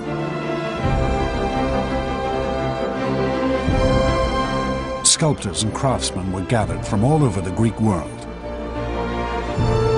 With them stood Pericles, for he treated the building of the Parthenon as his own personal project. He selected architects, he selected the men who designed the plans. Pericles was directly involved in the planning process. Some protested that he was decking out the city like a prostitute. But when the building was completed in only 15 years, his critics were silenced.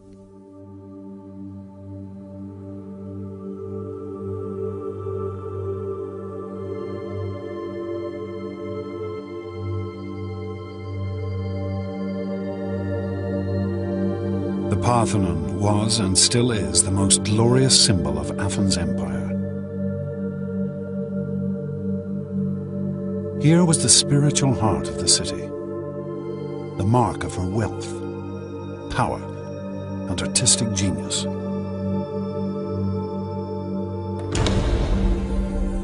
When you first came through the door, you'd have been just stunned.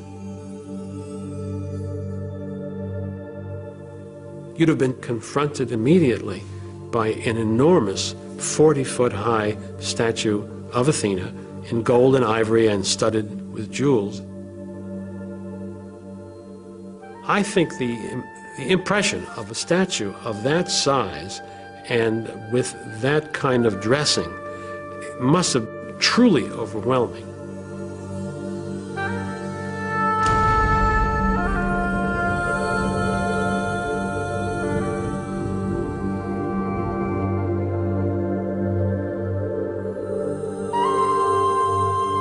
Pericles had embellished his temple like no other.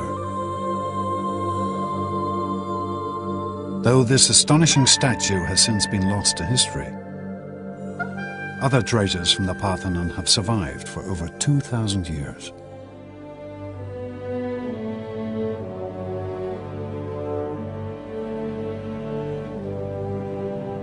The most famous is the Parthenon frieze,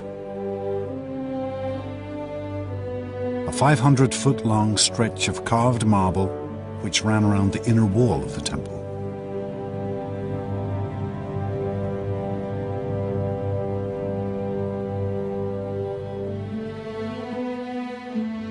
The Parthenon frieze is only 2.5 inches thick at its maximum depth, and yet in this space the sculptors carved rank upon rank of crowded figures, a great procession of Athenians, glorious and elegant.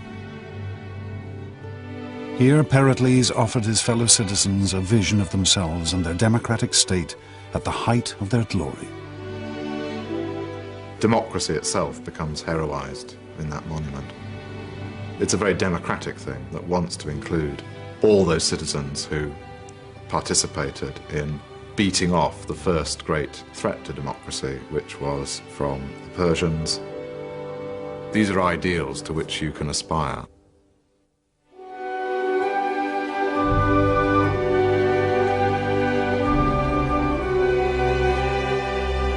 The monuments that Pericles built for his fellow Athenians still stand on the peak of the Acropolis.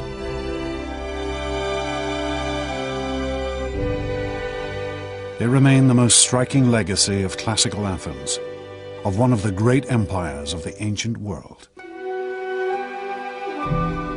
20,000 tons of perfectly proportioned marble, carved to sub-millimeter accuracy.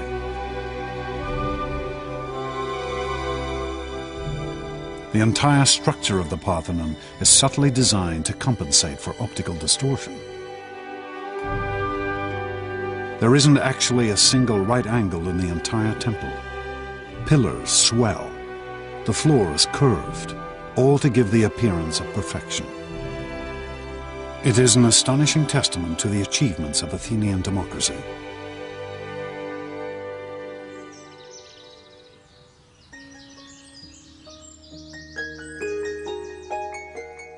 But Pericles was not simply concerned with astonishing construction projects.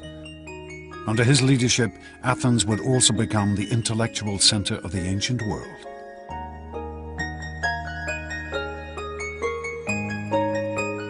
The traditional center of Athenian upper-class life had always been the symposium, or dinner party, where guests would gather to eat, drink, and talk. In these years, Pericles played host to an astonishing generation of individuals. Figures whose achievements would shape Western civilization.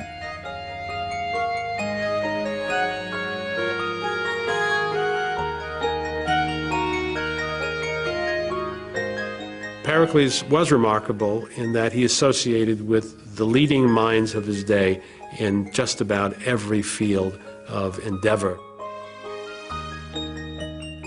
Pericles was acquainted with the world's first scientists, figures such as Anaxagoras, the first man to realize that the moon was lit by reflected sunlight. He knew Herodotus, the world's first historian, who wrote one of the earliest records of Greek life, and poets and authors such as Aeschylus and Euripides, whose works are still standards of world literature. Pericles was well aware of his city's stature. Our whole city is an education, for our citizens excel all men in versatility, resourcefulness, and brilliance. Even Pericles' partner, a woman named Aspasia, was unique and distinguished. Pericles had divorced his wife and set up home with a foreign woman, a woman whose occupation was hardly to be expected. For Aspasia was what was known as a hetaira, Greek for a companion.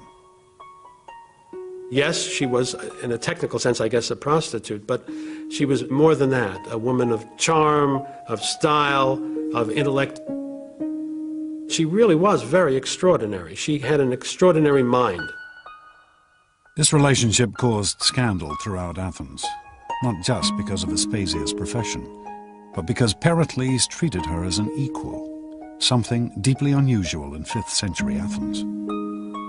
One of the things that created such a stir was that Pericles had her participate in conversations that he had with some of the most important individuals with whom he talked. There's jokes to suggest that Aspasia actually was the person who wrote Pericles' speeches.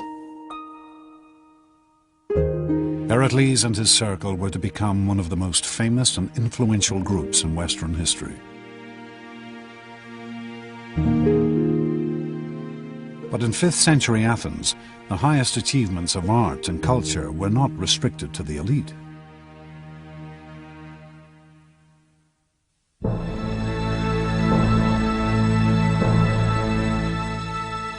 Here in the shadow of the Acropolis sits the world's first theatre. Twice a year, the Athenian population would gather here to watch a great festival, a festival of drama. Television, cinema, theatre, all owe their existence to this place.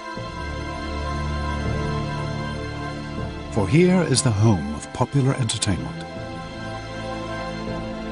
There's one huge difference between the ancient theatre and our own, and that is that it was incredibly noisy. We hear stories of how when they didn't like a play, the audience booed and they hissed and they actually got actors driven off the stage. But there's other stories that showed that when they were going with the story and deeply involved in it, they actually all collectively burst into tears. The favourite tales of the Greek stage were called tragedies. These were stories as shocking as a contemporary horror movie. The tragedies told stories of great men falling from their heights, losing everything they owned. Greek tragedy shows human beings, however able, however brilliant, however intelligent, quite unable to alter the destinies which have been decreed for them. These tragedies have fascinated audiences ever since. This 19th century painting shows the story of the mythical ruler Agamemnon, who was murdered by his own wife. Another tragedy told of King Oedipus, who gouged out his eyes when he discovered that he had married his own mother. These Athenians, natives of the greatest city in the ancient world, seemed to revel in seeing how frail greatness could really be. I don't think we can use Greek tragedy to tell us exactly what happened in reality. It's not a document of Athenian social life. But what it does do is take us directly and immediately into the psychological heart of those Athenian men.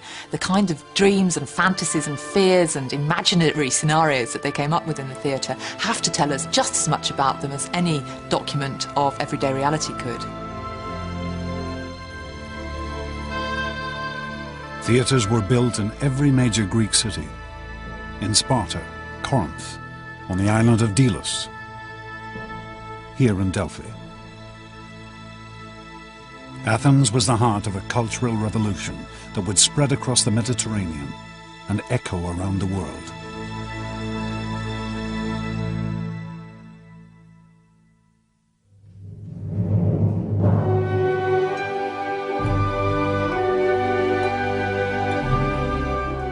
Heraclean Athens seems to me to belong in the smallish collection of cities where truly great moments in the human experience took place. Culture in the broadest sense reaches a peak. But after 20 years of building the cultural capital of the Western world, Pericles and his fellow Athenians would now find that their theatre and their tragedies would hold a bitter sting.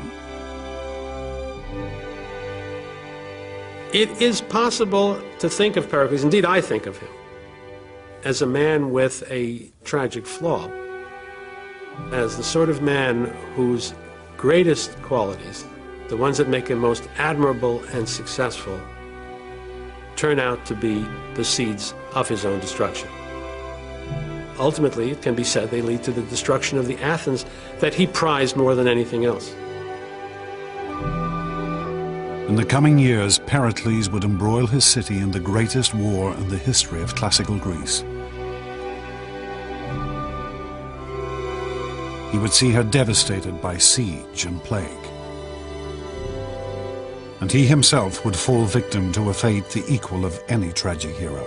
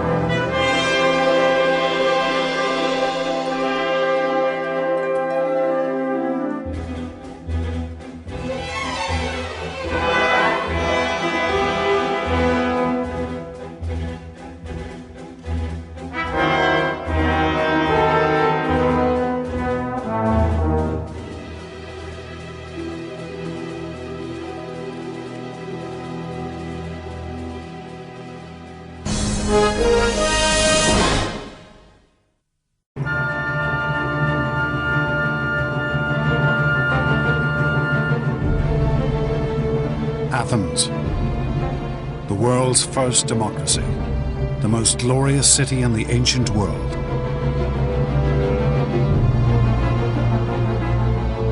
A city of wealth and power, the center of a mighty naval empire. At the head of this state stood one man, a man who seemed to embody all the Athenians' achievements, Pericles. But Pericles would now risk everything he and the Athenians had built in one great gamble. A war that he hoped would make Athens the undisputed ruler of the Mediterranean.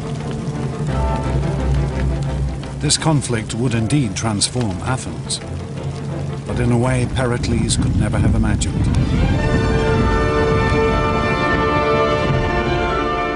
It would make this man, a common Athenian named Socrates, into the ruler of an extraordinary new empire. An empire that remains the Greeks' last great legacy. An empire of the mind.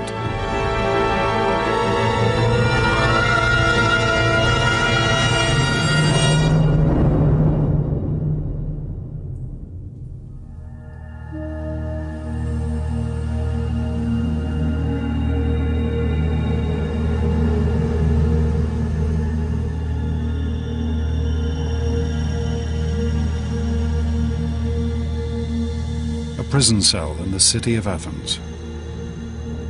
The year 399 BC. Socrates, the world's most famous philosopher, prepares for his execution. Around him lies a city ruined by war.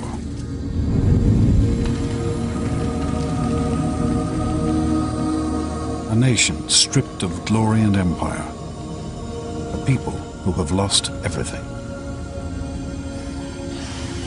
Socrates is perhaps the one man who could have saved his fellow citizens from the greatest defeat in their history. Instead, they have condemned him to death. How could the Athenians come to execute one of their most brilliant minds? How could they lose everything that had once made them great? It is a tale that begins 3 decades before.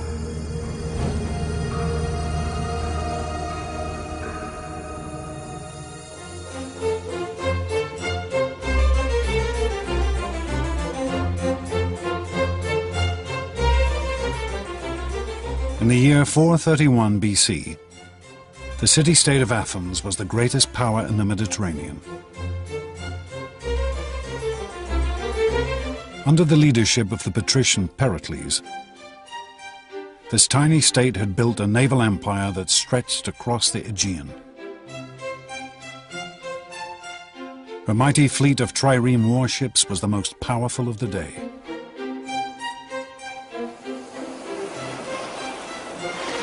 Athens lay at the center of a great trading network that dealt in goods from as far afield as Britain in the west and India in the east, bringing untold wealth into the city.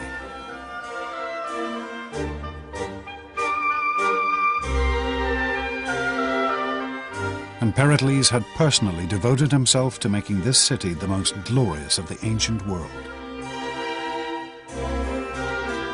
He had commissioned the Parthenon, a mighty temple to the goddess Athena, one of the most extravagant monuments in ancient history.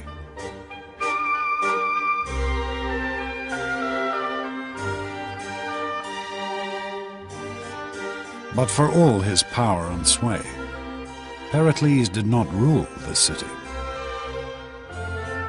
For Athens was a democracy.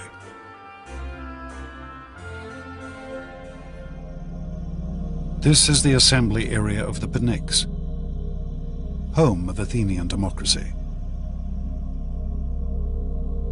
The system that gave every Athenian citizen a say in the running of their state.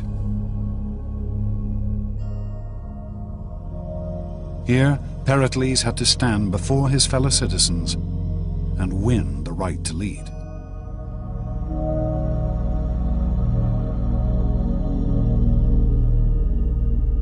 One day in the year 431 BC, Pericles took the podium and presented the Athenians with a bold new plan. A proposal that would offer Athens her final crowning glory. Pericles intended to vanquish Athens' last great rival, the city-state of Sparta.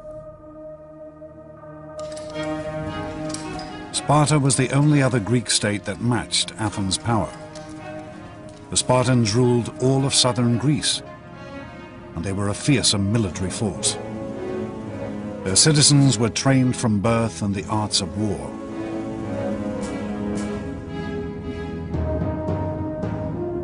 Tension had been building between Athens and Sparta for decades.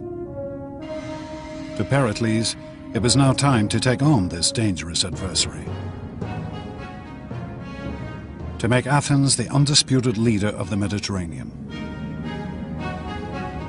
If we go to war, as I think we must, be determined that we are not going to climb down.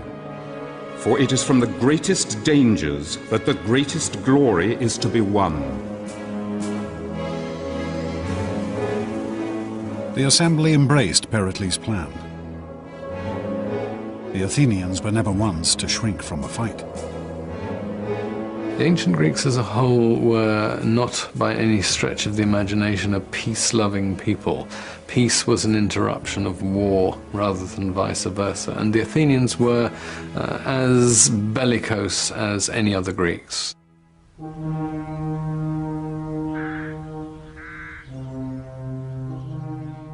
But Pericles knew that any war with Sparta would not be easy to win. For the Spartan infantry were far superior to Athens' forces. Athens' strength lay in her navy.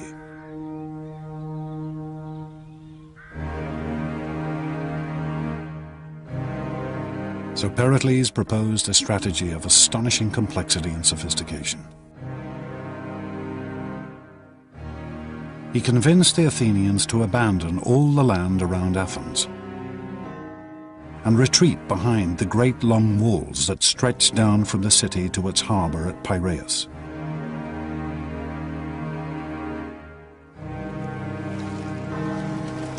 Pericles would supply the city by sea. Merchantmen would bring in grain, wheat, and other essential supplies from Athens' colonies and allies across the Mediterranean.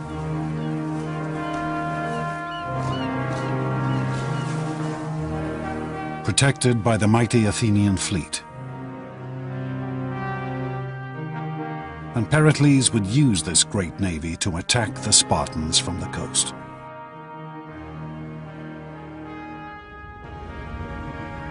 It was a strategy based on a set of finely judged assumptions.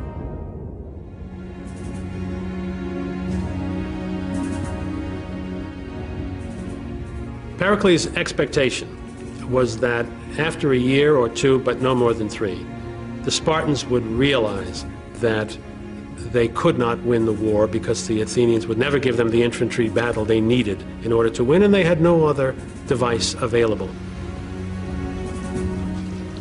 Athens' fleet had always been key to the city's success.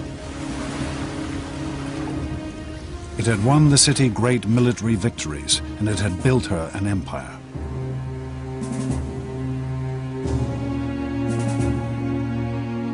Pericles was sure that this fleet could now bring Athens her greatest triumph.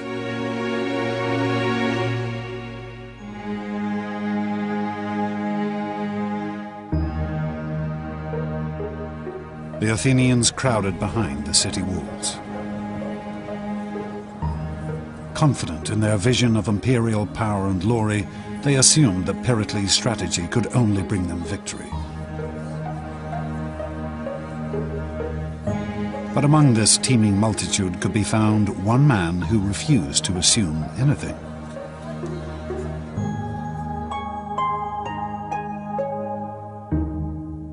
A man unique in Athenian society. A man called Socrates.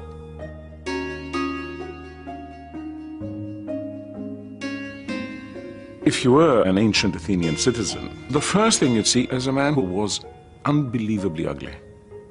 His head was too big, his eyes were too large, his nose was all the wrong shape. Socrates' appearance breaks every rule of classical Greek aesthetics, of the idea of proportion and measure. Socrates walked the streets of Athens barefoot, clad only in a dirty robe. He cared nothing for appearance or any of the other conventions of his day.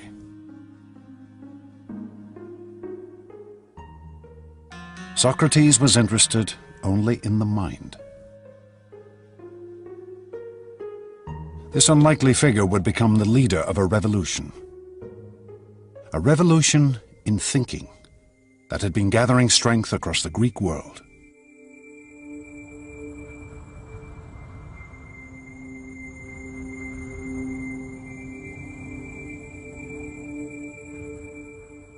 For thousands of years, mankind had assumed that the world around them, the sun, the stars, and the moon, were gods and spirits.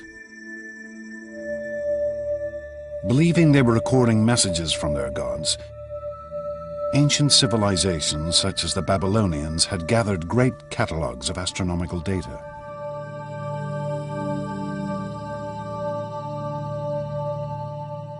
This detailed astronomical calendar from Babylon records the rising and falling of the constellations and the gods they represented.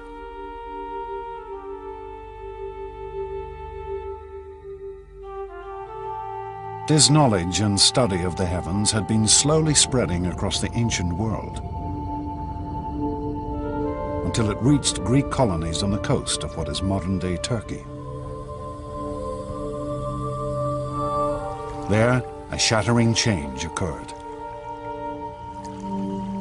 For the Greeks took this astronomical knowledge and transformed it. They took the gods out of the heavens and replaced them with reason. Gradually, the Greeks begin to say, these are not persons, these are things. There's an orderly world which the human mind can actually capture. It is subject to our understanding. These Greeks began to calculate and predict the movement of the moon and stars through mathematics and logic, rather than using gods and spirits to explain everything. It was the birth of science. The first great Greek scientist, a man named Thales, wrote the earliest book on navigation and how to sail using the stars as a guide. And on a journey to Egypt, Thales was the first man to measure the height of the Great Pyramid.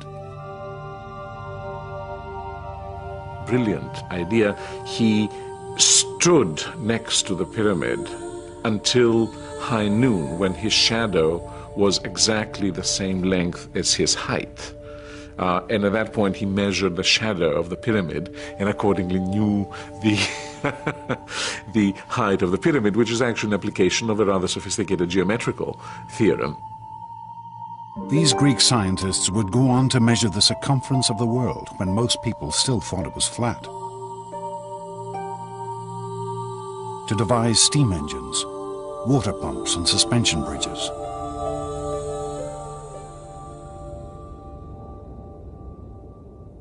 But Socrates was not interested in the mechanics of the physical world. He would use this new way of thinking, using reason and logic, to study people. The great change comes with Socrates, who turns his back, so to speak, to the world of nature. What he cares about is the individual. You become an object of study and care. Socrates spent his days in conversation, walking the streets of Athens, talking and debating with anyone he met.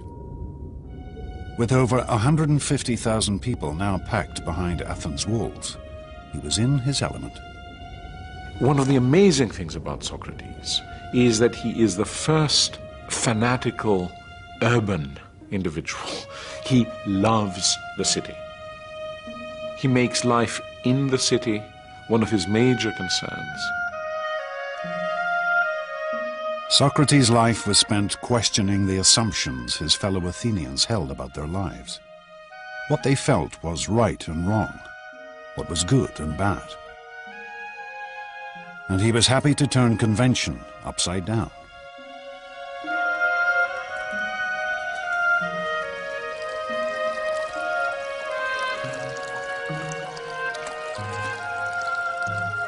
One of Socrates' followers recorded how, at the end of a drunken dinner party, Socrates proved to a fellow guest that he was in fact the better looking of the two. My eyes must be more beautiful because they bulge out, and therefore I can see better.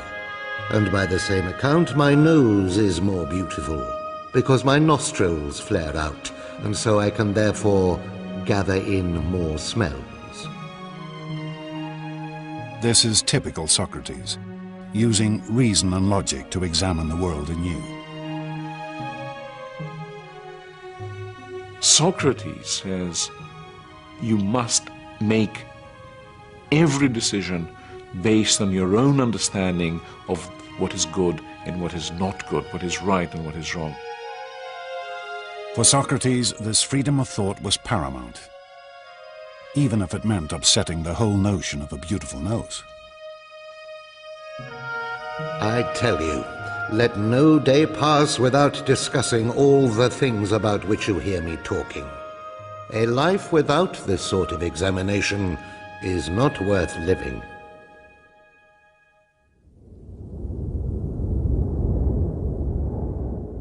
But as Socrates spent his days in debate, his city was fighting a war.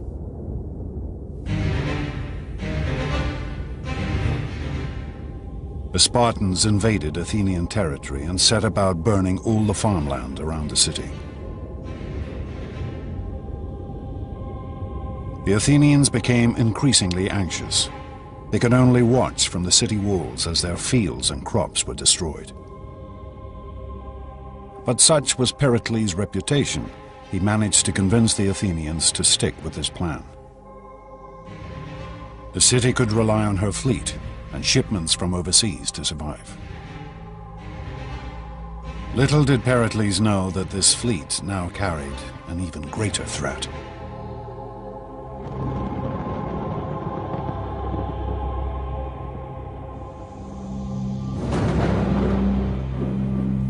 One year into the war, the grain boats that fed the city brought with them an additional cargo: plague.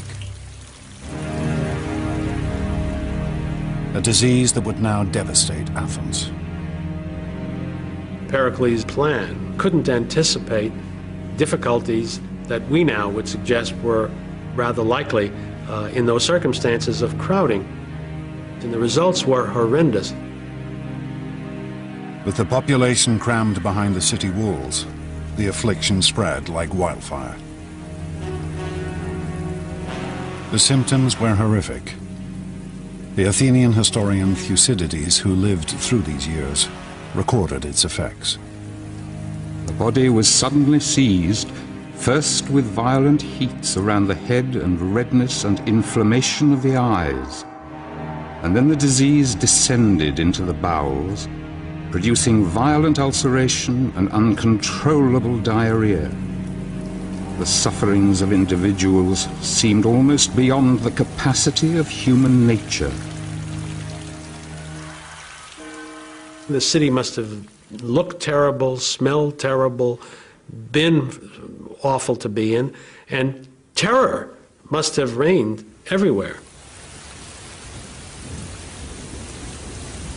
Sufferers, racked with fever and overcome with unquenchable thirst, would crawl into the city cisterns and water mains to die.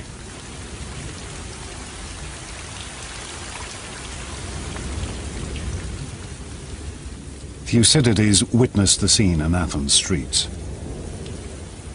The bodies of dying men lay one upon another, and half-dead creatures reeled about the streets. The catastrophe became so overwhelming that men cared nothing for any rule of religion or law. The plague's effects on Athens were absolutely devastating. The whole fabric of Athenian society broke down. Morally, people saw no point in being good. Why be good if the good and the evil die just as easily?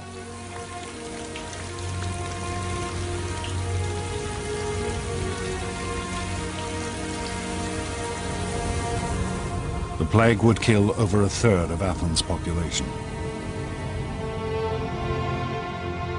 And then it struck the city's figurehead, Pericles.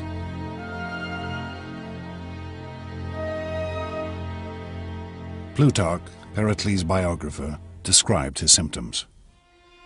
The plague seized Pericles, not with sharp and violent fits, but with a dull and lingering distemper, wasting the strength of his body and undermining his noble soul.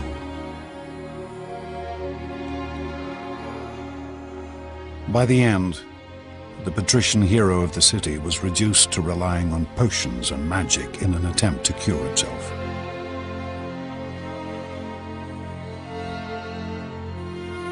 He showed one of his friends a charm that a woman had hung around his neck, as if to say that he was very sick indeed when he would admit of such foolery as this.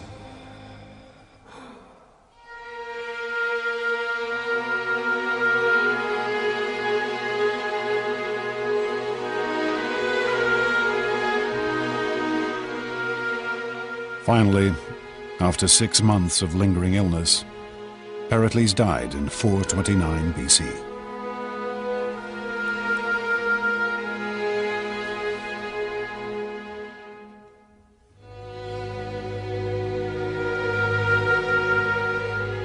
Pericles had planned to make Athens into the Mediterranean's greatest power. But his carefully calculated strategy had brought only disease and death. Like most brilliant men, like most people who have had great success all their lives, Pericles simply underestimated the degree to which some things are out of the control of the very best intelligence and the very best knowledge that there are.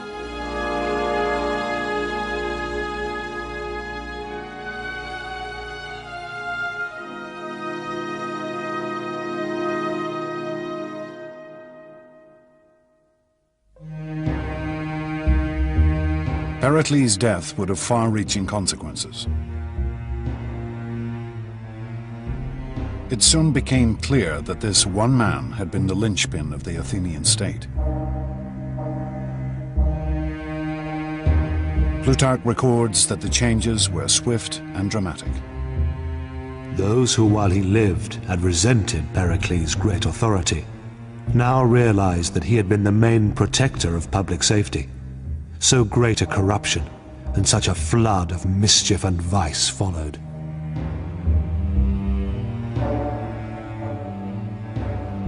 The flaws in Athenian democracy now became apparent. Without a single strong leader, countless figures now scrambled for the top position. And they were prepared to do anything the people wanted if it gave them power. Pericles' successors, who now wanted to occupy the top position, simply followed the prejudices and passions of the masses in order to gain support.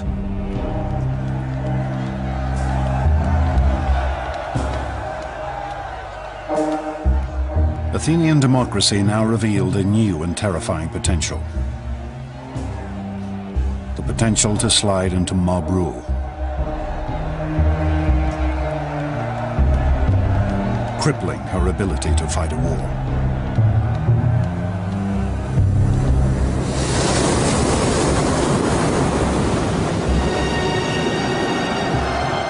As the conflict raged on, an Athenian naval force won a skirmish with the Spartans in rough and storm-tossed seas. The generals who had commanded the force returned to Athens expecting a hero's welcome.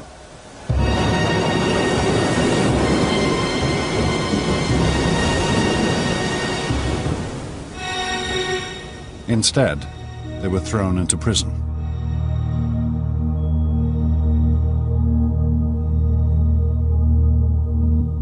The storm had forced the Athenian commanders to sail straight back to Athens,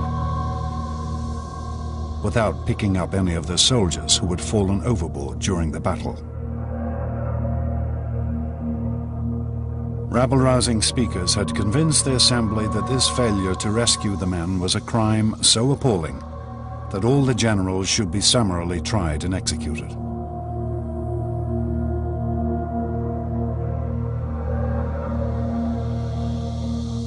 We know of only one man who stood up and attempted to calm the fevered assembly: Socrates. Socrates alone, and against the very, very serious and vocal and aggressive and mad, furious reaction of the public, stood his ground and said it was the wrong thing to do. He was going to vote against it. Socrates' principle of questioning the society he lived in now had a real and practical purpose. He refused to bow to any pressure and thought for himself and do the thing that his conscience and his reasoning told him was the right thing to do.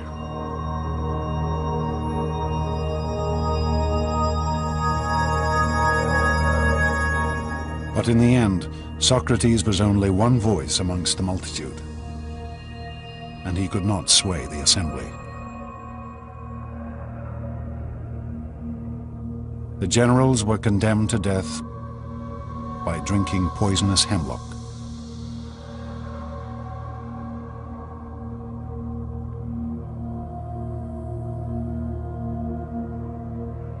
It would be a terrible loss to Athens' war effort.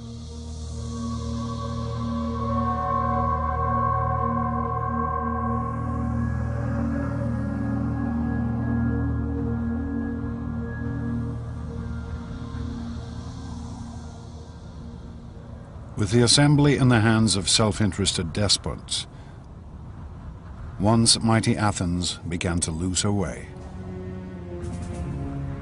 After the death of Pericles, Athens never again had a political leader with a well-thought-out general picture or a set of goals that he could pursue with reasonable hope of bringing them to fruition. The war against Sparta degenerated into a bitter, dragging conflict that spread over a decade. The Spartans ravaged the land around Athens, and the Athenian fleet kept the city supplied.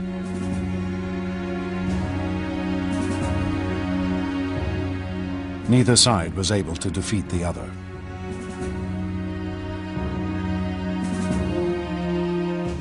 Deprived of victory, the Athenians grew increasingly frustrated. Were they not the greatest state in all of Greece? Surely the time must come for Athens to prove her power once and for all.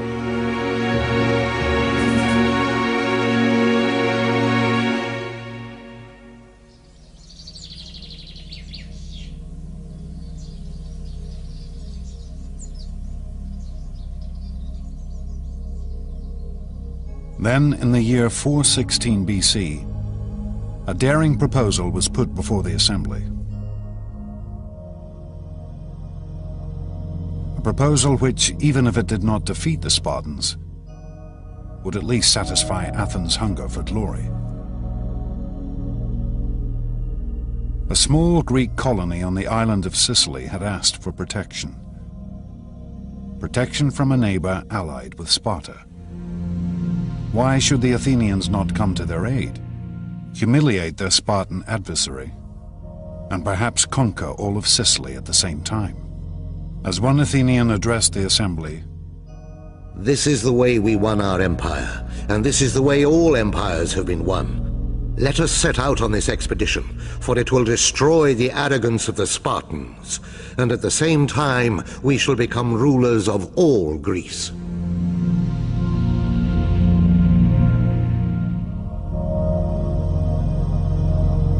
was a bold plan to be executed on a vast scale, requiring a great fleet of warships and a landing force of over 10,000 men. The Athenians threw themselves into the project with fervor. Armorers beat out new weapons. Soldiers tested out their equipment. Stores were loaded onto a fleet of Athenian triremes. And the shipwrights prepared their vessels for the sea.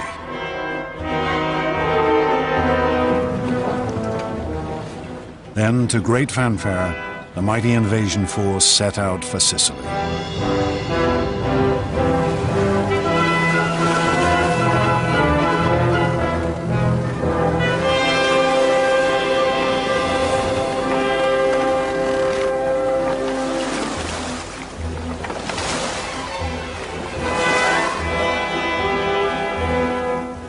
6 months later, word came back. The campaign was not going as quickly as hoped. They needed reinforcements.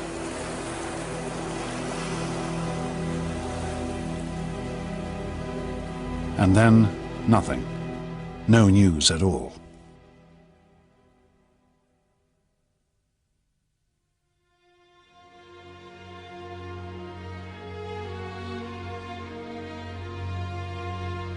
Then, in the autumn of 413 BC, a sailor arrived in the city.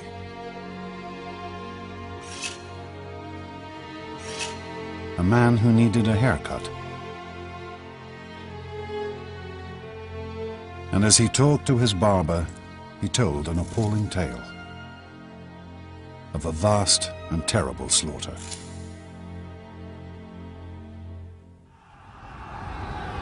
It was the story of an invading army that had been pinned down where it landed, of how its leaders had argued with each other about strategy, of how their food and water had run out, of how they'd attempted to ford a great river in a desperate attempt to escape.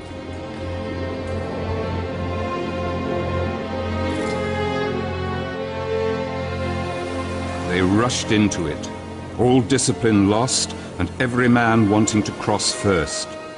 They fell over each other and trod each other underfoot, and they drank thirstily. The water was foul, but still they went on drinking, mud, blood and all, the dead lying thick in the riverbed.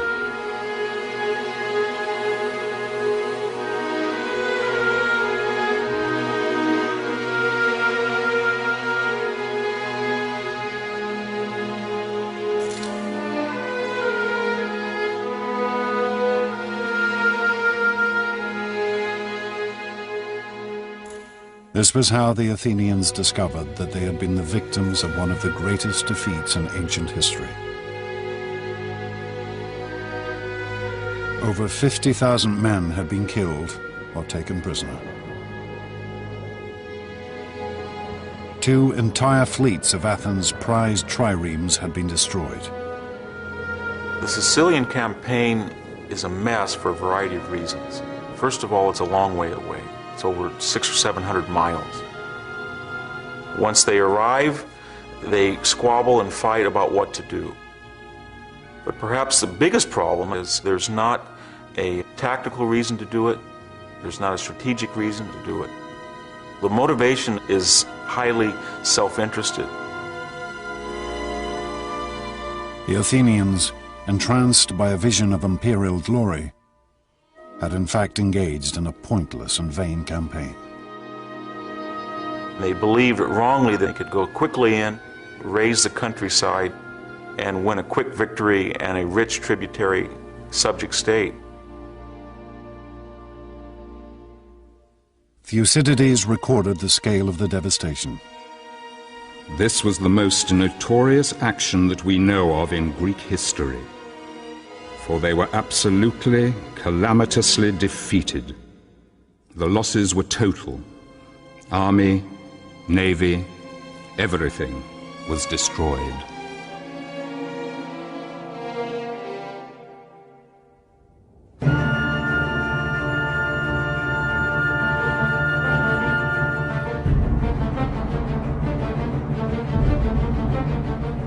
With Athens' military power now crippled, her enemies began to close in.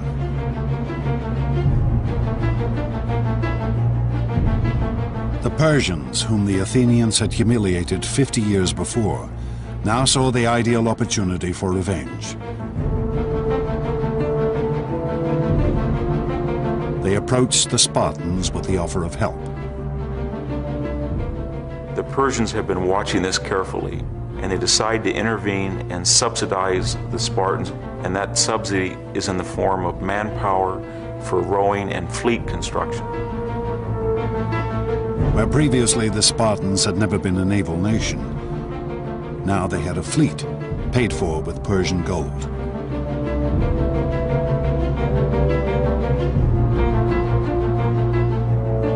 With Athens' navy decimated by the defeat in Sicily, the Spartans could now blockade the Athenian harbors. The great grain convoys from Egypt and the colonies could no longer get through. And finally, the Athenians began to starve in the streets.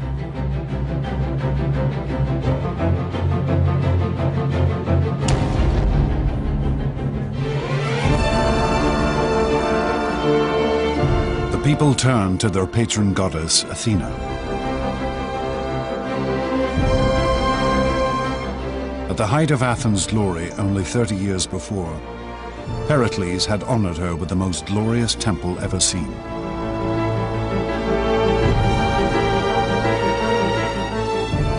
But the goddess could offer no help now.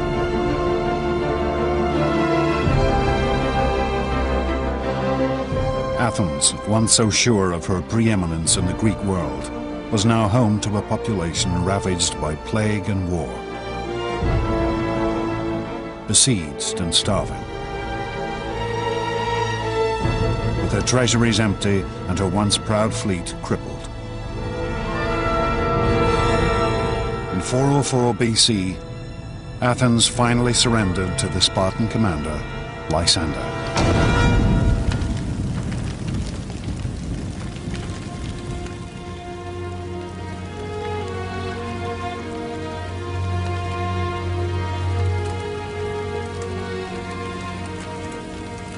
The Spartans' terms were heavy.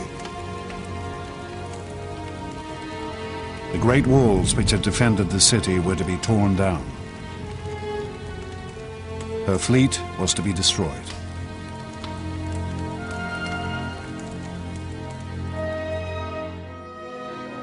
We had this wonderful scene of Lysander sailing into the Piraeus and dismantling the Athenian fleet. That's important because the destruction is symbolically a destruction of the Athenian Empire.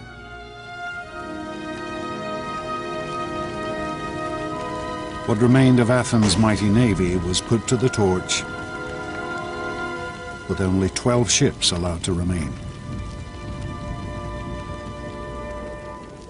No longer would she rule the Mediterranean.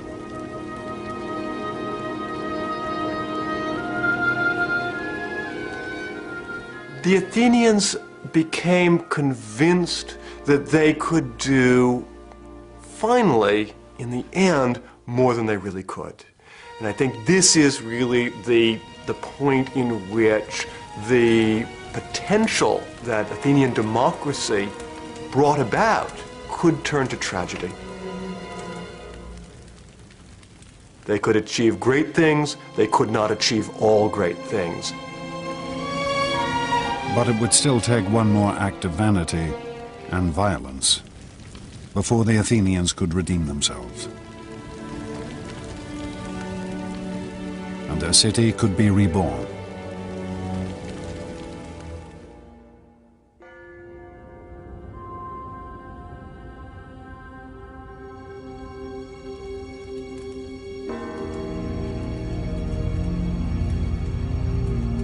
Humiliated, their empire lost, the Athenians looked for someone to take the blame for their defeat. They searched for an enemy within their city walls, someone who had dared to question their dreams of supremacy.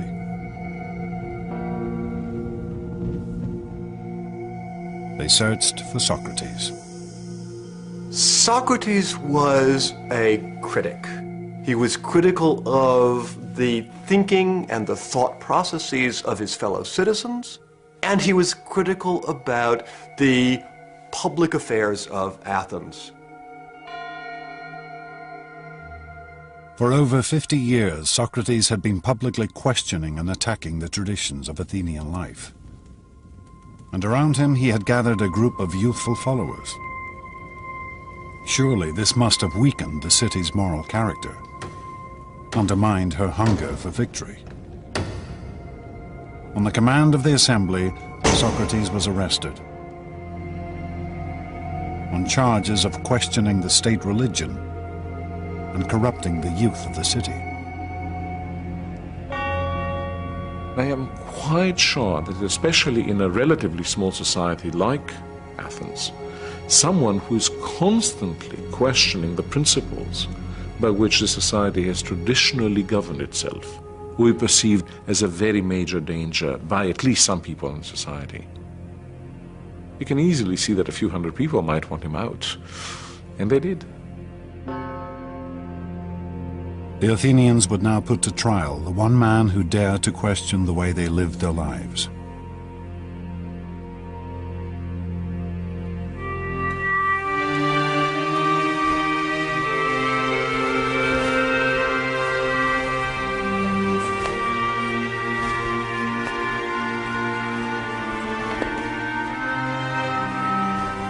Socrates' trial would be held in Athens' central marketplace,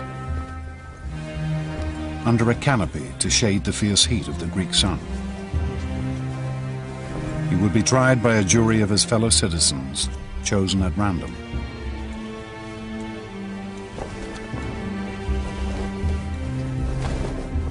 But this would not be a trial we would recognize. The Athenian legal system was remarkably different from a modern system. There are no lawyers involved with this. There is no trained judge involved with this. It is in some ways a very frightening system from a modern point of view. The law did not have the same stature in Athens that it has in a modern society. Socrates would be judged by the same kind of group he had watched condemn 6 generals to summary execution 7 years before.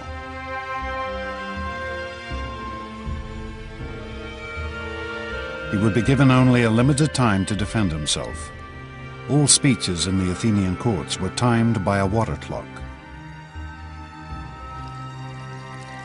1 jar of water steadily running into another.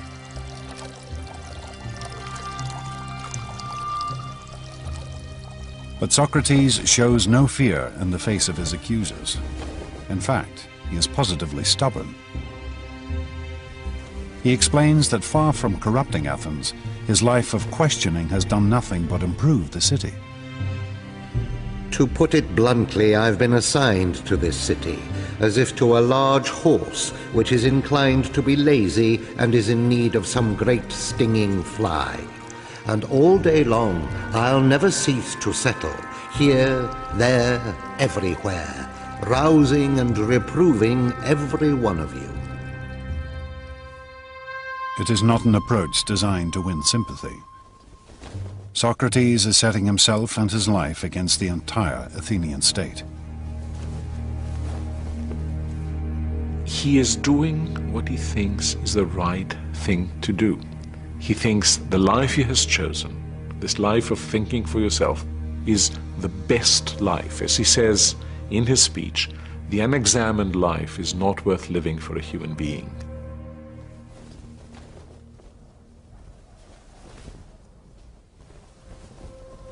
If Socrates had simply apologized to the court, he might well have been acquitted.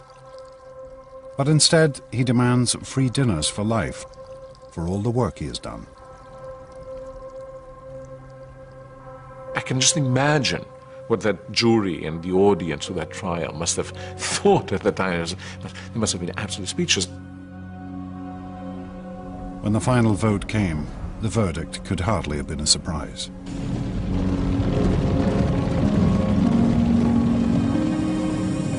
The court found Socrates guilty with the penalty of death.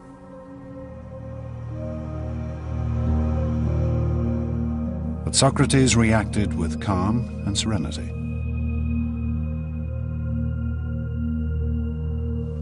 Well now, it is time to be off. I to die and you to live. But which of us has the happier prospect is unknown to anyone but heaven.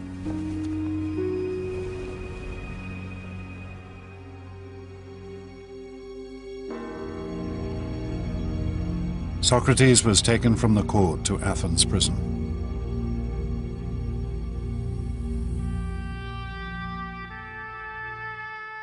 The site of this prison still exists. We can still trace the layout of the cell in which Socrates was probably held.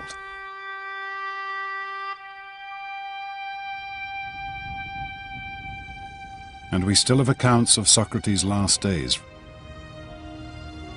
from friends who visited him in his cell. They are among the most famous Greek writings. For with his death, Socrates would transform Athens.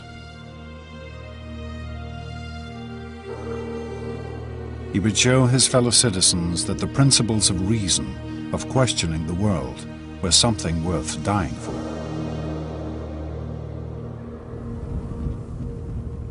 Socrates would be executed in the traditional Athenian manner, by drinking hemlock. Some of the hemlock cups used for the poison are still preserved. Death by hemlock is excruciatingly painful, causing gradual paralysis of the central nervous system.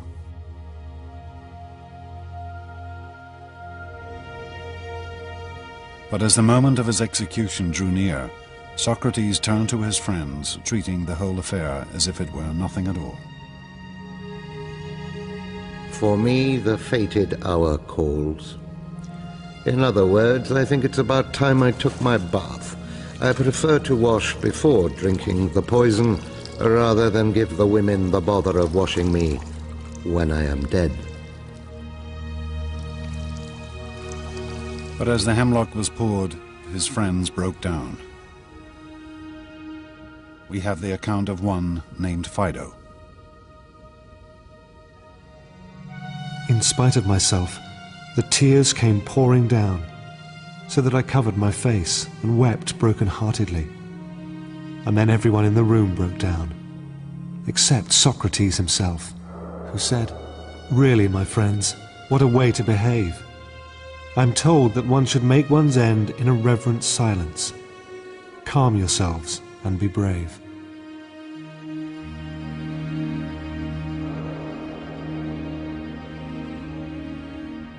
As Socrates lay back on his bed and let the poison take effect, his friends watched in silence.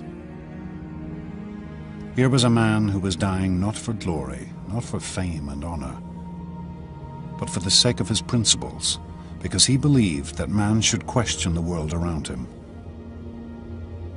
It was a sight they would never forget.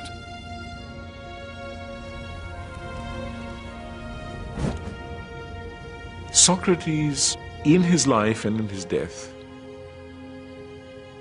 becomes a completely new Greek hero. From now on, the hero is a person of conviction, a person who will follow nothing but the dictates of his intellectual conscience, and that is a new conception of what a human being is like and what a good human being must be like.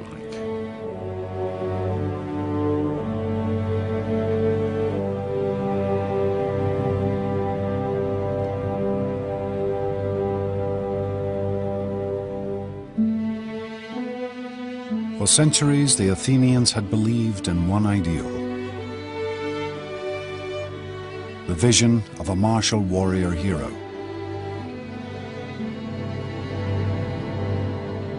It had driven them to conquer great foes, to build a mighty empire.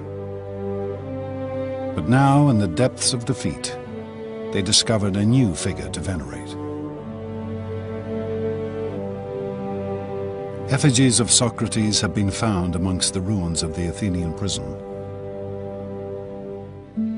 perhaps offerings to the dead philosopher. Perhaps the most important lesson that Socrates left is the need to be critical and the need to be self-critical. The interesting thing that I see in Athens in the years after the execution of Socrates is this same capacity to look at themselves and recognize that they have perhaps gone too far in the past, and indeed to embrace a certain kind of maturity.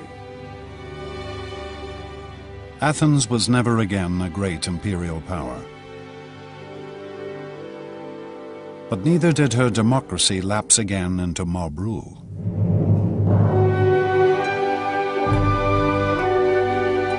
Instead, she became a city of intellectual inquiry.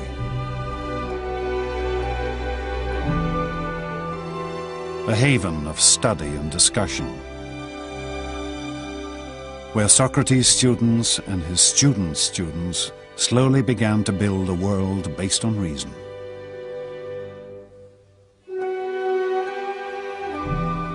Plato tried to formulate the ideal society. Aristotle studied nature, establishing biology and zoology. And slowly the ideas and work of these Greek thinkers began to spread across the known world. One could say that a major part of the energy of the Athenians turns into building what one might call empires of thought. So where before you had Athens sending its ships to the various islands in order to collect taxes, here you have reason extending its dominion over all areas in which our lives are actually lived. Socrates' principles of reason, of questioning assumptions and the world around you, still endure.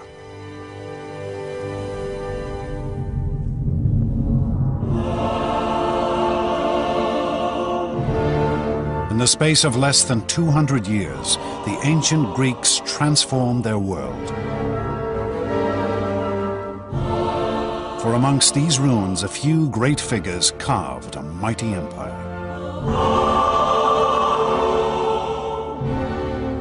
They invented democracy and politics, science and philosophy. They gave us literature and drama, art and monuments which still take our breath away. And ultimately, these Greeks taught us how to reason and think.